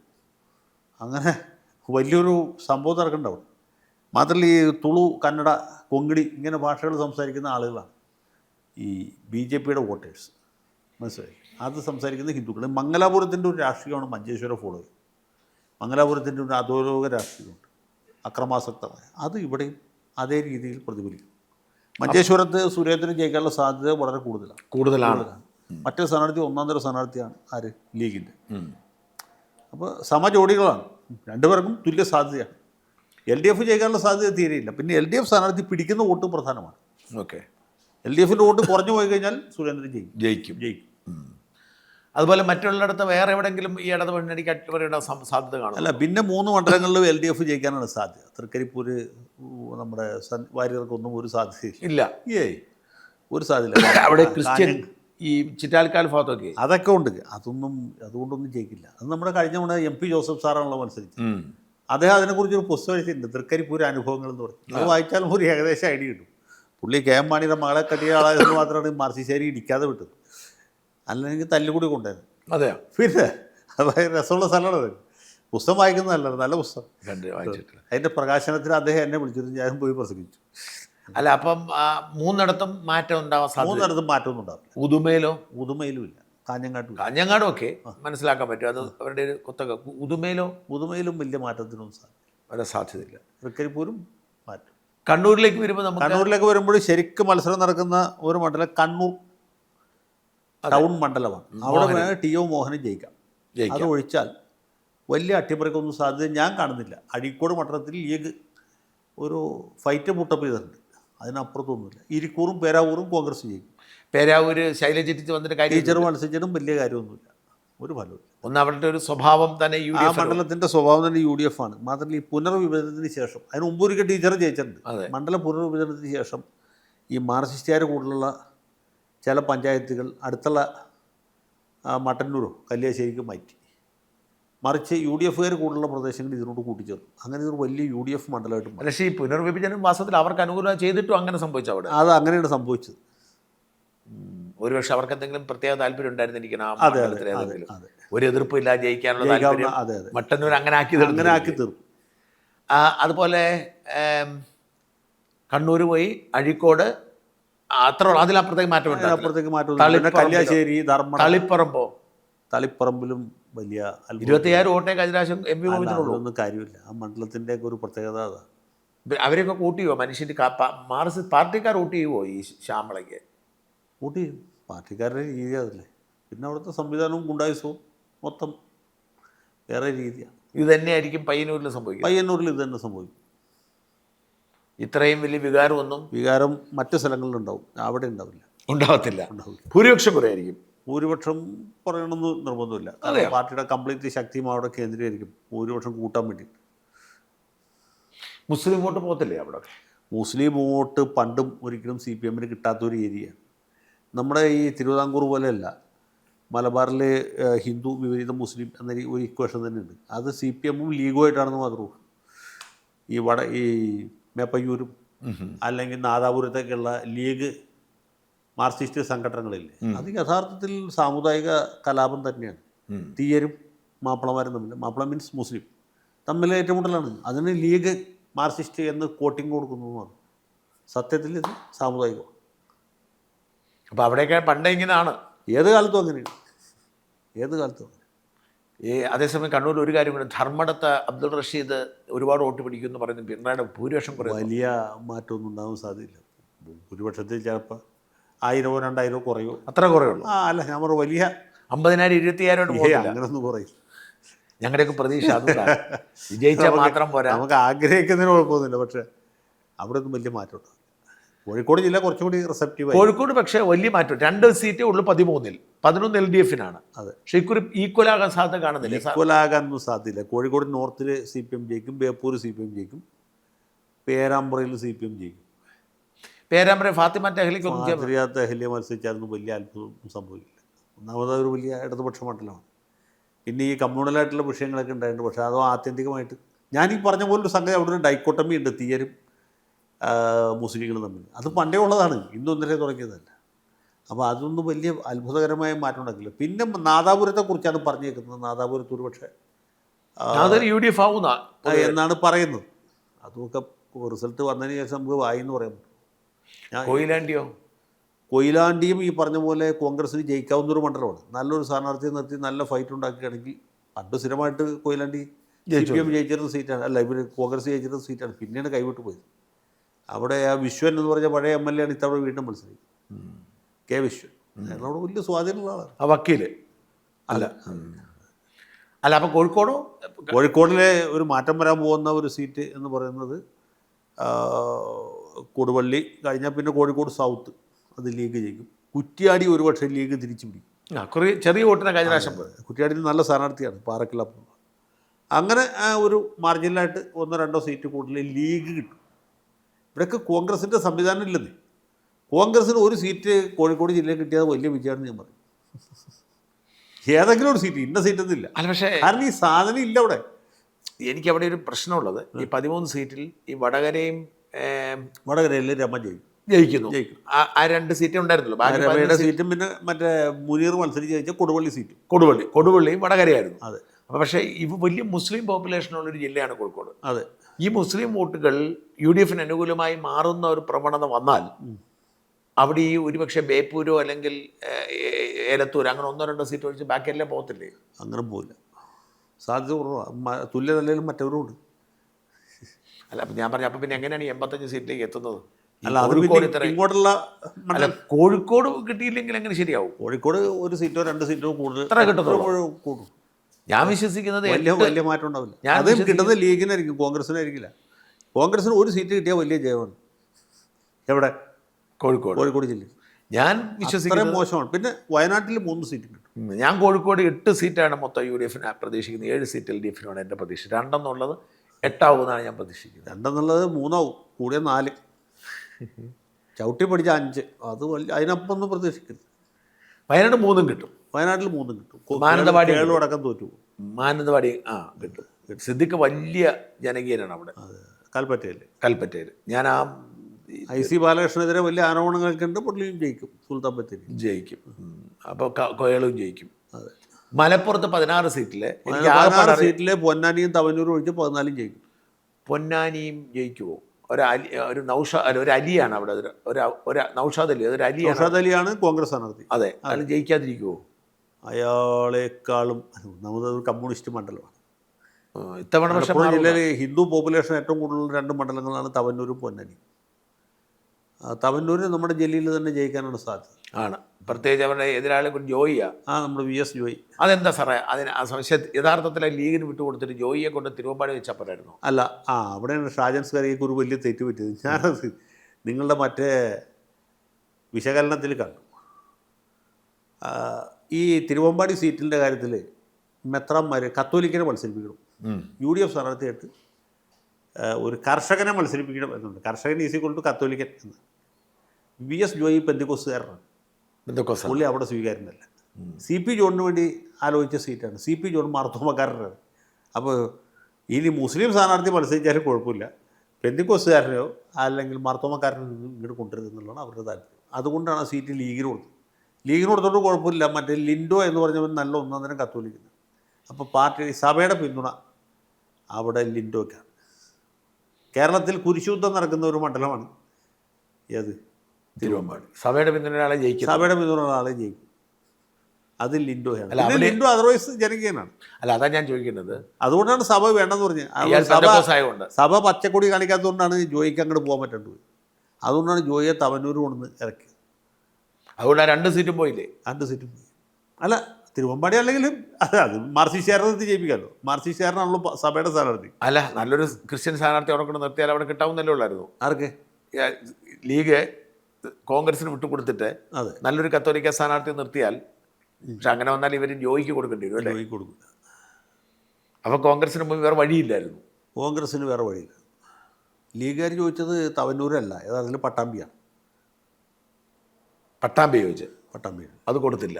പട്ടാമ്പി കൊടുത്തില്ല. അത് പട്ടാമ്പി കൊടുക്കാവുന്നല്ലേ ഉള്ളായിരുന്നു. പട്ടാമ്പി കൊടുക്കാമായിരുന്നു, കൊടുത്തില്ല. വളരെ വിചിത്രമാണ് കോൺഗ്രസിന് ചില കോൺഗ്രസിൻ്റെ ചിന്താഗതി. നമ്മൾ പത്തനംതിട്ടയിലാരും പറഞ്ഞുകൊണ്ടാണ്. അപ്പോൾ അത് പോയി. പൊന്നാനിയും തവന്നൂരും. പിന്നെ തിരൂർ അബ്ദുറഹ്മാൻ വലിയ ഫൈറ്റ് നടത്തുന്നുണ്ട്. ആണോ? അബ്ദുറഹ്മാൻ വളരെ പണക്കാരനാണ്. ലീഗ് സ്ഥാനാർത്ഥി അത്രയും ഒരു ഹൈ പ്രൊഫൈലല്ല. കുറുക്കോളി മൊയ്തീനാണ്. അബ്ദുറഹ്മാൻ്റെ എല്ലാ അവനാഴിയിലെ എല്ലാ അസ്ത്രങ്ങളും പുള്ളി എടുത്ത് പ്രയോഗിക്കുന്നുണ്ട്. പക്ഷേ ഇത്തവണത്തെ ഒരു ട്രെൻഡ് മൊത്തത്തിൽ മോശമാണ്. മുസ്ലിം വോട്ട് ബാങ്ക് UDF അനുകൂലം, LDF എതിരാണ്. അവർ 2 മുസ്ലിം കാൻഡിഡേറ്റാണ് വരുന്നതെങ്കിൽ ഞാൻ വിശ്വസിക്കുന്നത് UDF മുസ്ലിം കാൻഡിഡേറ്റിനെ വോട്ട് ചെയ്യുമെന്ന് പ്രിഫർ ചെയ്യുള്ളൂ. അതാണ് മനസ്സിലാക്കുന്നത്. തവനൂരിൽ ഒരു പക്ഷേങ്കിൽ ജലീൽ ഇവരെക്കാൾ തീവ്ര മുസ്ലിം ആയതുകൊണ്ട് അതെ അതെ അങ്ങനെ ഒരു പ്രശ്നമുണ്ട്. അങ്ങനെ ഉണ്ട്. നമുക്കിനി പോകേണ്ടത് പാലക്കാട് ജില്ല. പാലക്കാട് നിലവിൽ പാലക്കാടും മണ്ണാർക്കാട് ഷംസുദ്ദീൻ തന്നെ വീണ്ടും അത് തുടരും. പാലക്കാട് സിറ്റിംഗ് സീറ്റിൽ വലിയ മത്സരം നടക്കുന്നുണ്ട്. അവിടെ ഈ പറഞ്ഞ പോലെ അത് ഡയറക്റ്റ് ഫൈറ്റിലേക്കാണ് പോകുന്നതെങ്കിൽ പിഷാരടി ചെയ്യും. പക്ഷെ അത് സ്ഥാനാർത്ഥി എന്ന നിലയിൽ മികവ് തെളിയിച്ചെന്ന് തോന്നുന്നല്ലേ? ആരാ? പിഷാരടി പ്രസന്റബിൾ കാൻഡിഡേറ്റ് ആയിരുന്നു. പ്രതികരണങ്ങളൊക്കെ വളരെ അത്യാവശ്യം രാഷ്ട്രീയ ബോധമുള്ള ആളാണ്.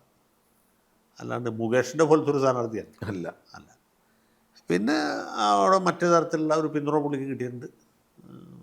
ഷാഫിയുടെ പിന്തുണയുണ്ട്. ഷാഫിയുടെ സ്ഥാനാർത്ഥിയാണല്ലേ? പിന്നെ ഷാഫിയുടെ സ്ഥാനാർത്ഥിയാണ്. ഷാഫിയുടെ മാത്രം സ്ഥാനാർത്ഥിയാണ്. അല്ലാണ്ട് പാലക്കാട് ജില്ലയിൽ എന്തുമാത്രം കോൺഗ്രസ്സുകാരുണ്ട് ഇല്ല. അവർക്ക് ആർക്കും ജില്ലാ DCC പ്രസിഡന്റ് തങ്കപ്പൻ നെന്മാറയിൽ മത്സരിക്കുന്നു.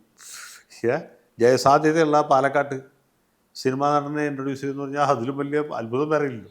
എവിടെയെങ്കിലും കേട്ടിട്ടുണ്ടോ? പക്ഷെ തങ്കപ്പനേക്കാൾ വിജയസാധ്യത പിഷാരടിക്കാണ്.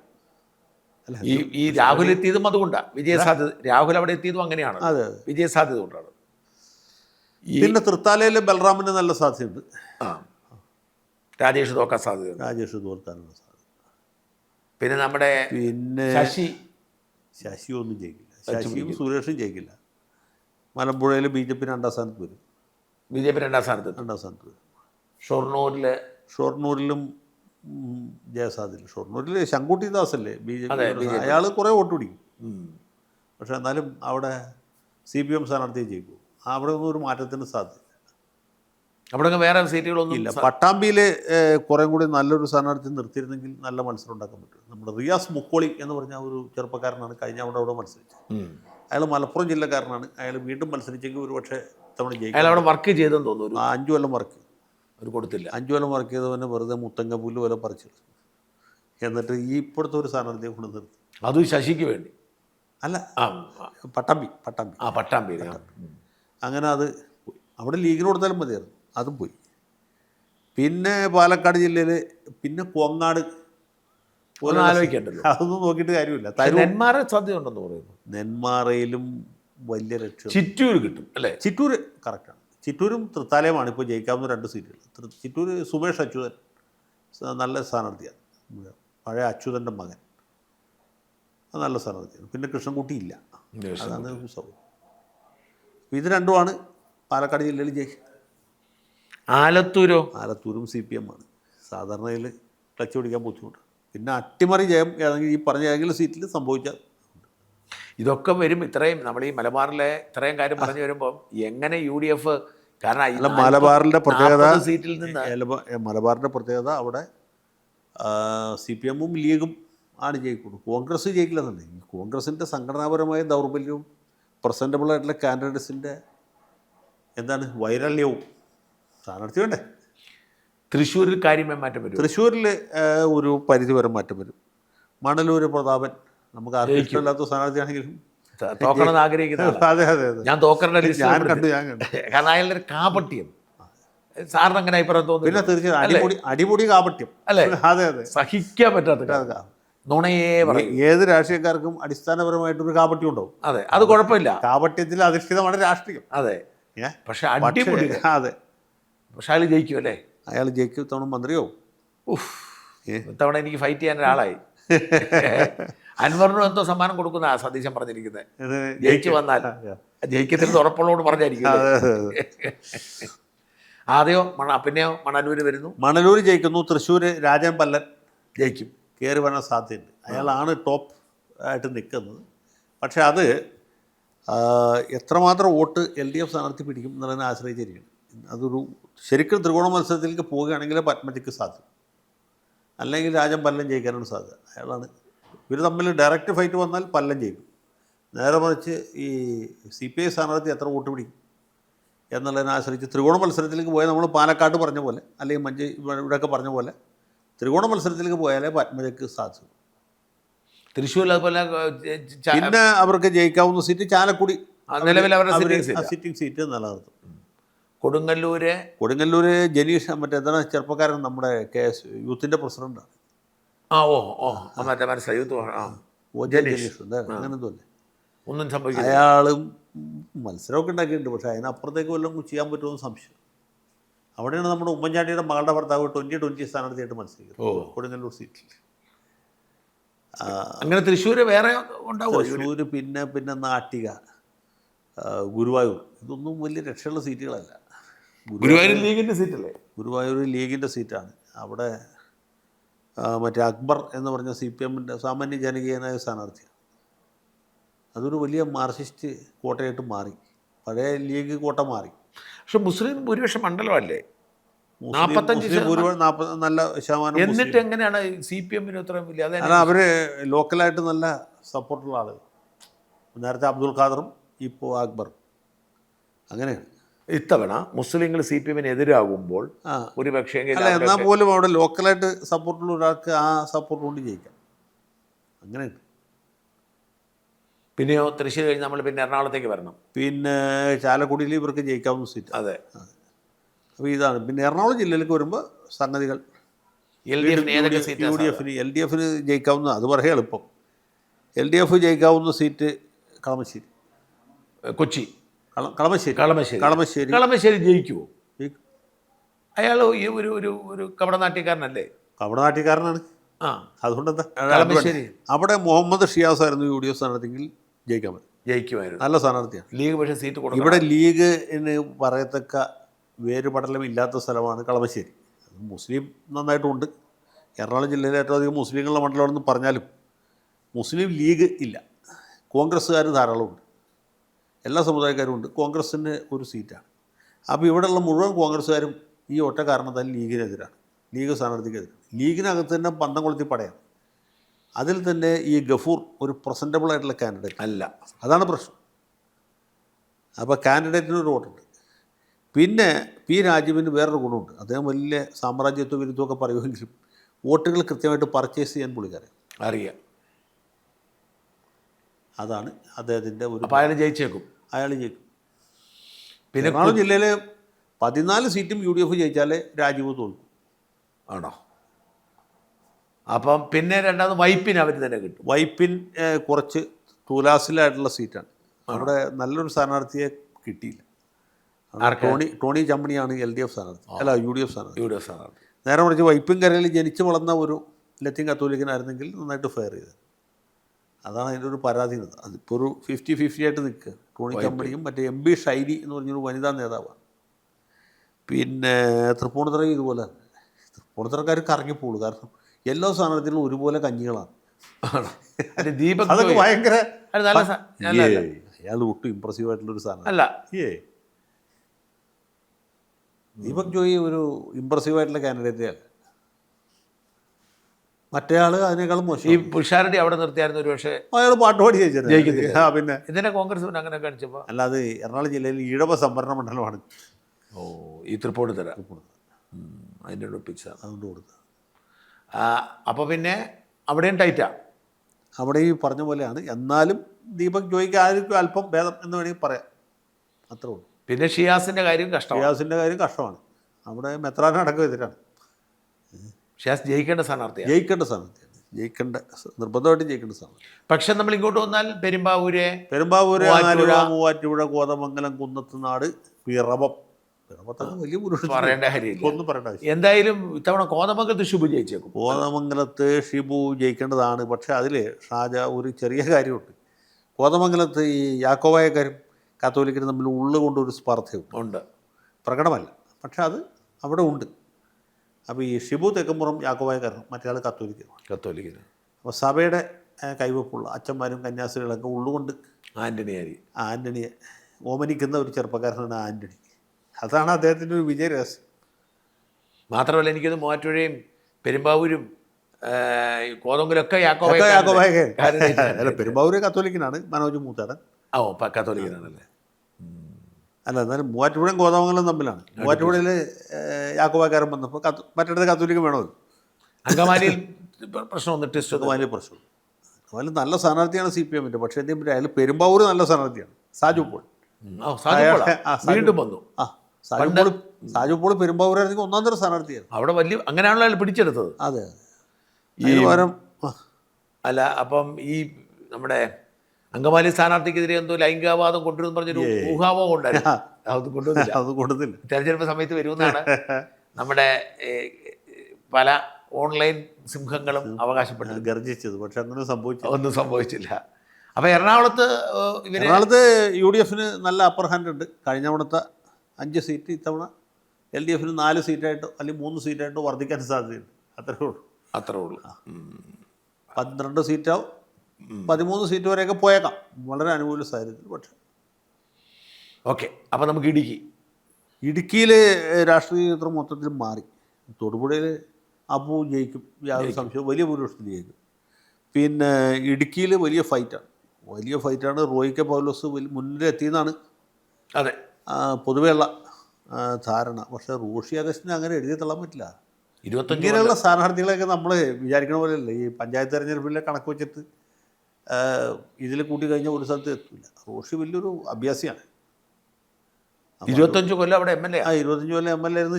നിസ്സാര കാര്യമല്ലല്ലോ.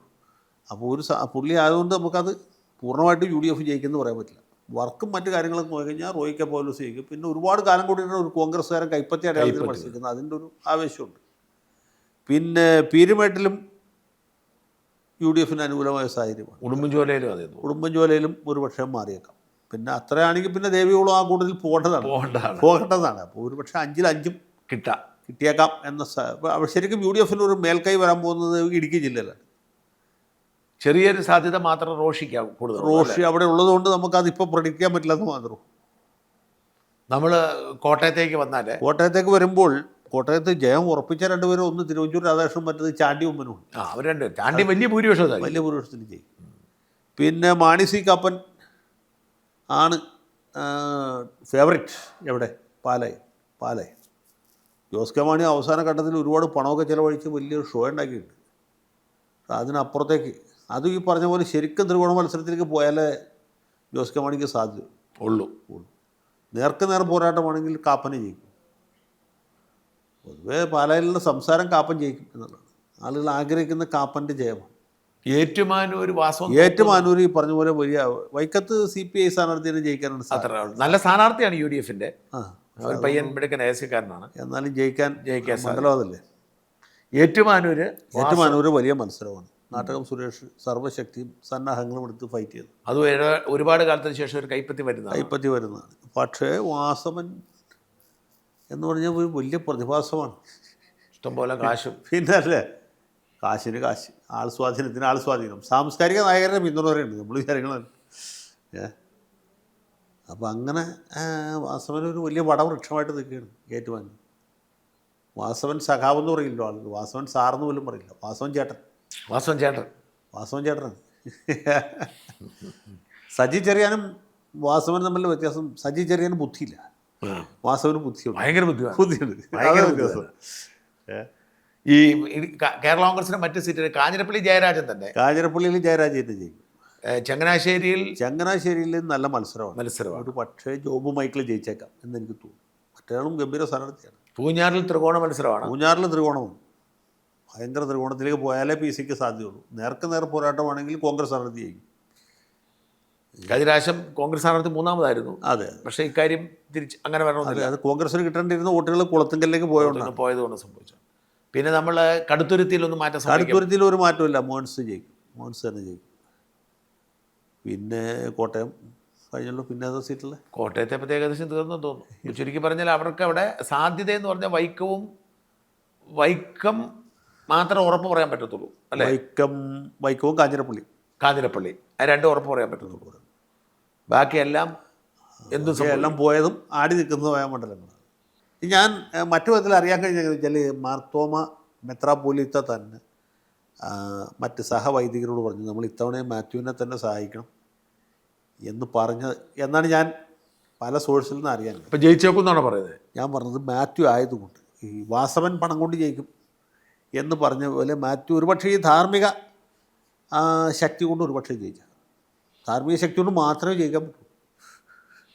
അപ്പോൾ അടൂരും ആറന്മുളയേ ഉള്ളൂ ഉറപ്പ് പറയാൻ പറ്റുന്നത്. അടൂരും ആറന്മുള ജയിക്കും. പിന്നെ തരംഗമൊക്കെയാണ് നമുക്ക് പറയാൻ പറ്റില്ല.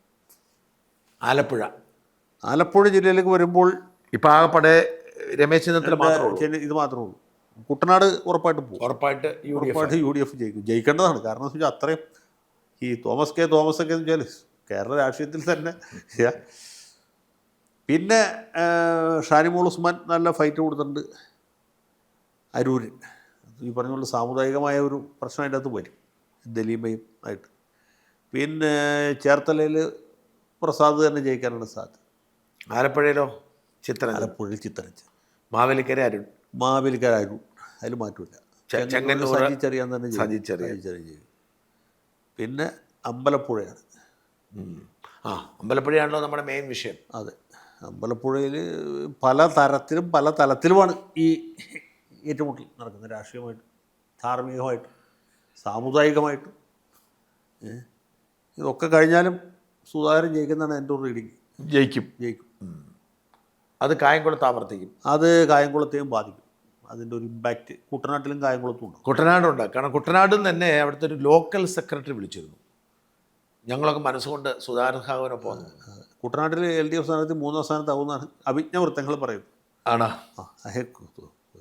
LDF സ്ഥാനാർത്ഥി എന്ന് പറയുന്നത് തോമസ് 3ാം സ്ഥാനത്ത് സാധ്യതയുണ്ട്. അല്ല, അത് ഈ ഇവരുടെ ഒരു കേന്ദ്രമാണ്. ഇടവ വോട്ട് ധാരാളമുള്ള സാധ്യത. അപ്പോൾ അതുകൊണ്ട് ആ വോട്ട് BJPയിലേക്ക് വരികയാണെങ്കിൽ അല്ല അപ്പം ലിജു ജയിക്കും. ആ കൂട്ടത്തിൽ ലിജു ജയിക്കണം അല്ലേ? പിന്നെ ജയിക്കേണ്ടതാണ്. അല്ലേ? പിന്നെ അത് നമ്മൾ ഈ മാത്യു ടി തോമസിനെ പറ്റി പറഞ്ഞ പോലെ അതെ, നമ്മുടെ ഒരു ആഗ്രഹം. ഹൃദയം കൊണ്ട് നമ്മൾ പിന്തുണക്കുന്ന ഒരു സ്ഥാനാർത്ഥിയാണ് ലിജുവാണ്. എൻ്റെ ലിസ്റ്റിലുണ്ട്, ജയിപ്പിക്കേണ്ട ഒരു ലിസ്റ്റിൽ.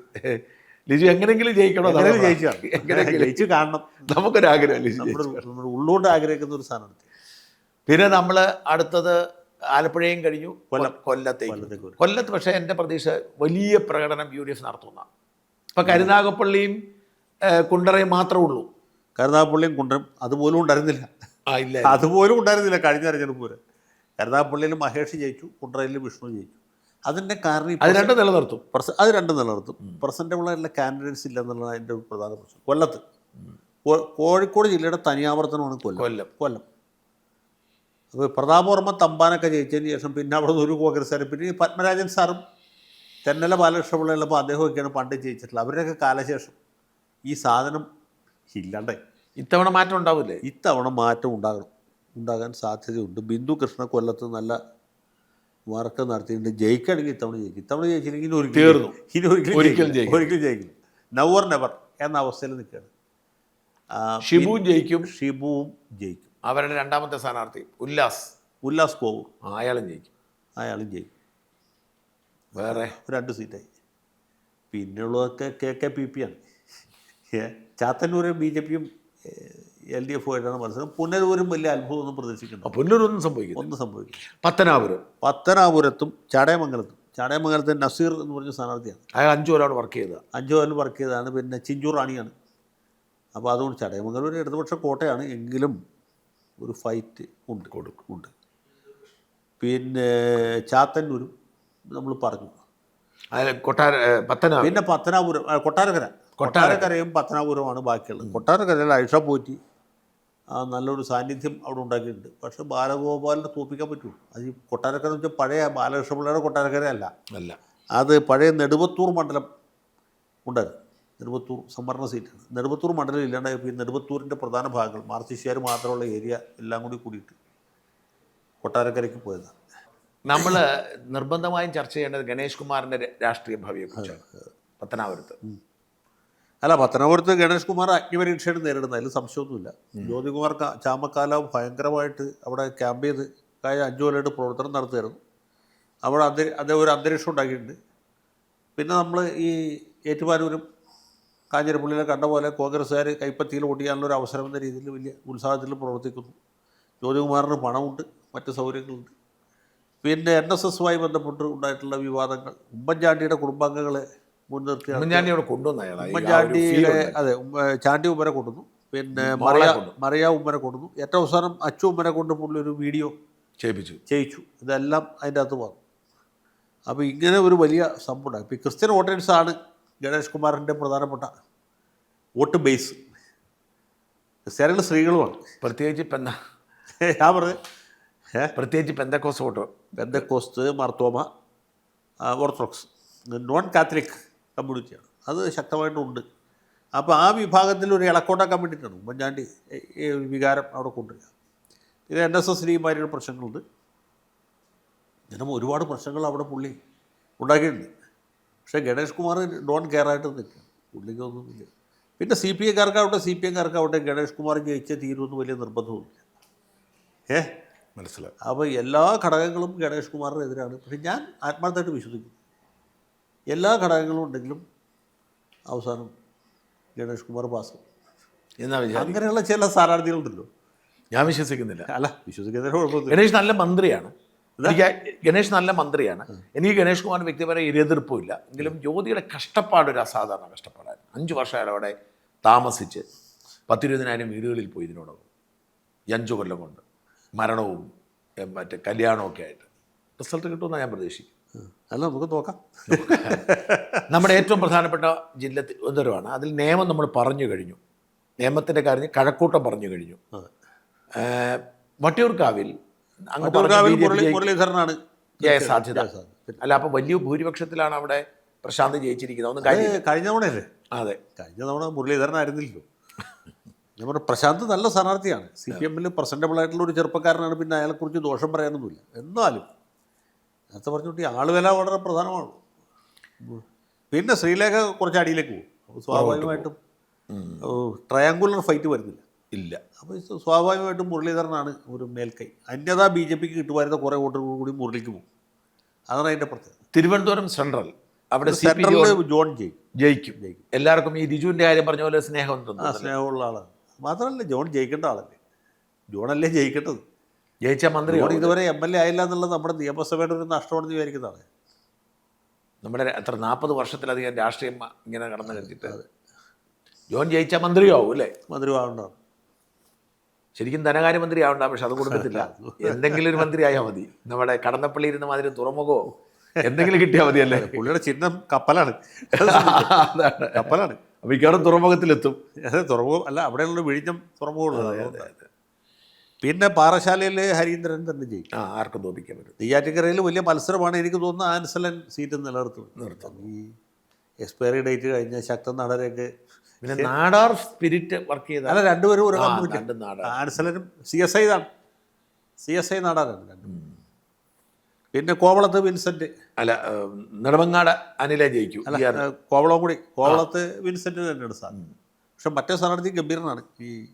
അവിടെ ഈ പറഞ്ഞ പോലെ ഒരു ഡൈക്കോട്ടമി ഉണ്ട്. ഈ വിൻസെന്റ് ലാറ്റിൻ കാത്തലിക്കും, മറ്റേ ആള് LDF സ്ഥാനാർത്ഥി CSI നാടാരും. എന്നാലും തോൽപ്പിക്കാൻ പറ്റത്തില്ല. എന്നാലും വിൻസെന്റിനെ തോൽപ്പിക്കാൻ എളുപ്പമല്ല. പിന്നെ മാത്രമല്ല UDF തരംഗമാണ്. അതെ, തരംഗമാണ്. നെടുമങ്ങാട് അനിൽ തന്നെ ജയിക്കുന്നത്. അനിൽ ജയിക്കും. വലിയ സ്വാധീനമാണ്. മാത്രമല്ല സ്ഥാനാർത്ഥി തീരെയും എന്തോ മീനാങ്കൽ കുമാർ. പക്ഷെ പയ്യൻ വോട്ട് പിടിക്കും. മറ്റേ BJPയുടെ ഒരു യുവരാജ് ഗോകുൽ ആൾ വോട്ട് പിടിക്കും. പിന്നെ കാട്ടാക്കടയിൽ IB സതീഷല്ലേ, സതീഷിനെതിരായിട്ട് നല്ല സ്ഥാനാർത്ഥി MR ബൈജു നല്ല സ്ഥാനാർത്ഥി. അത് ഇതാ CSI ആണ്. പിന്നെ അവിടെ അത് കട്ട മത്സരം അല്ലേ, നല്ല മത്സരം. പിന്നെ അരുവിക്കരയിൽ ഈ പറഞ്ഞ പോലെ സ്റ്റീഫൻ തന്നെ ജയിക്കാനാണ് ഞാൻ നോക്കിയിട്ട് സാധ്യത. പക്ഷേ ശിവകുമാർ ആയതുകൊണ്ട് നമുക്ക് പറയാൻ പറ്റില്ല. അയാൾ സകലവിധ അഭ്യാസങ്ങൾ പറ്റും അറിയും. ഒരു പക്ഷേ ശിവകുമാർ ജയിക്കാനും മതി. കോൺഗ്രസ് ജയിക്കാൻ സാധ്യതയുള്ള അപൂർവ സീറ്റുകളിലൊന്ന് അരുവിക്കരയാണ്. പിന്നെ കോവളവും, പിന്നെ തിരുവനന്തപുരവും വട്ടിയൂർക്കാവും അവിടെ കൊണ്ട്.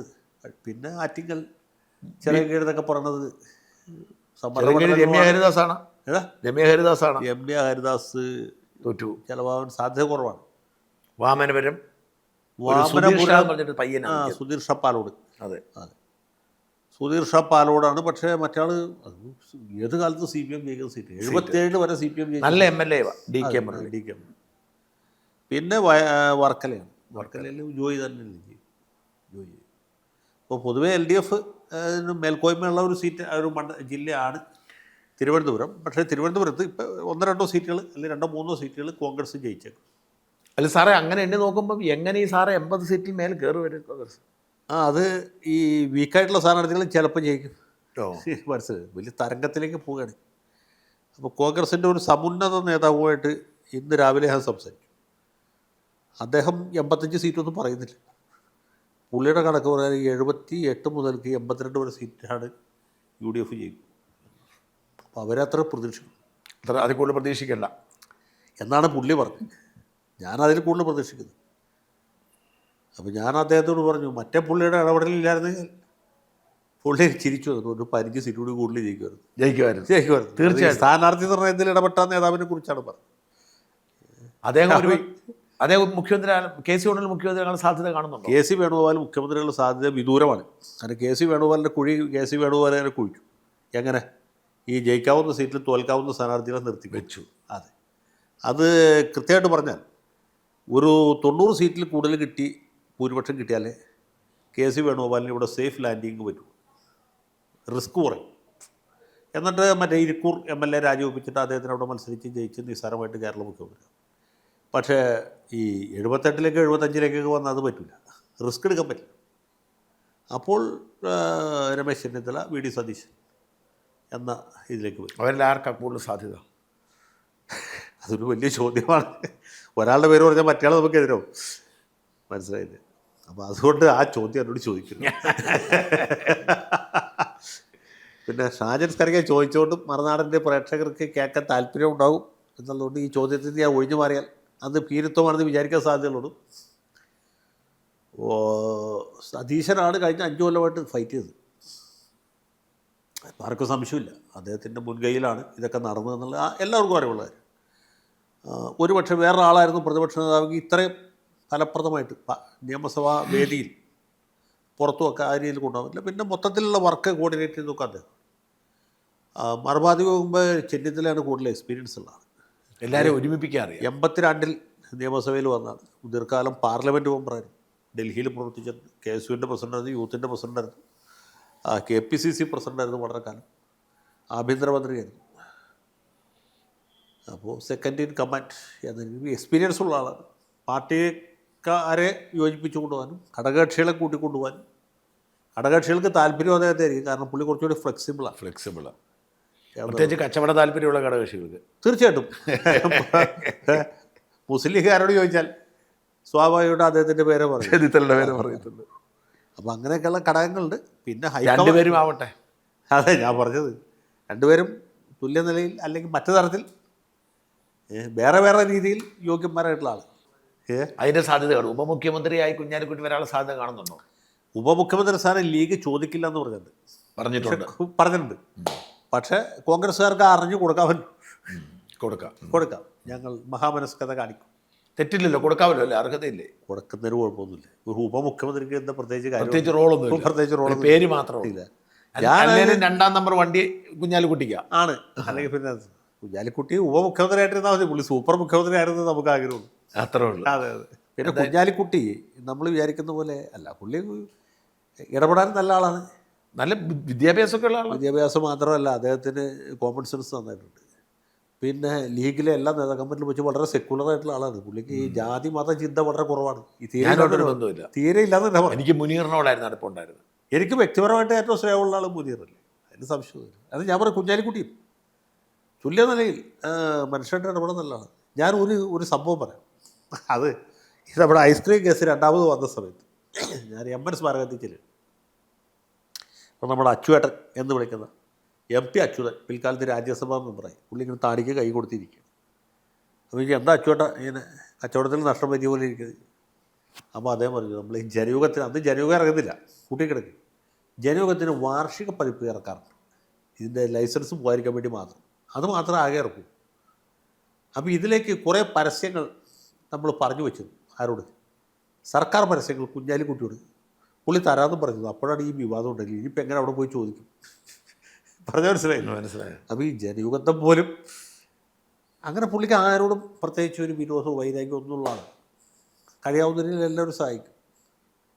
ഒരു കേരള രാഷ്ട്രീയത്തിൽ എണ്ണപ്പെട്ട ഒരു കഥാപാത്രമാണ് പുള്ളി. പുള്ളിയുടെ മേന്മകൾ നമ്മൾ മനസ്സിലാക്കത്തില്ല പലരും. ഓക്കെ സാർ, അപ്പം നമുക്ക് സന്തോഷം അത്ര നേരം സംസാരിക്കാൻ കഴിഞ്ഞതിൽ.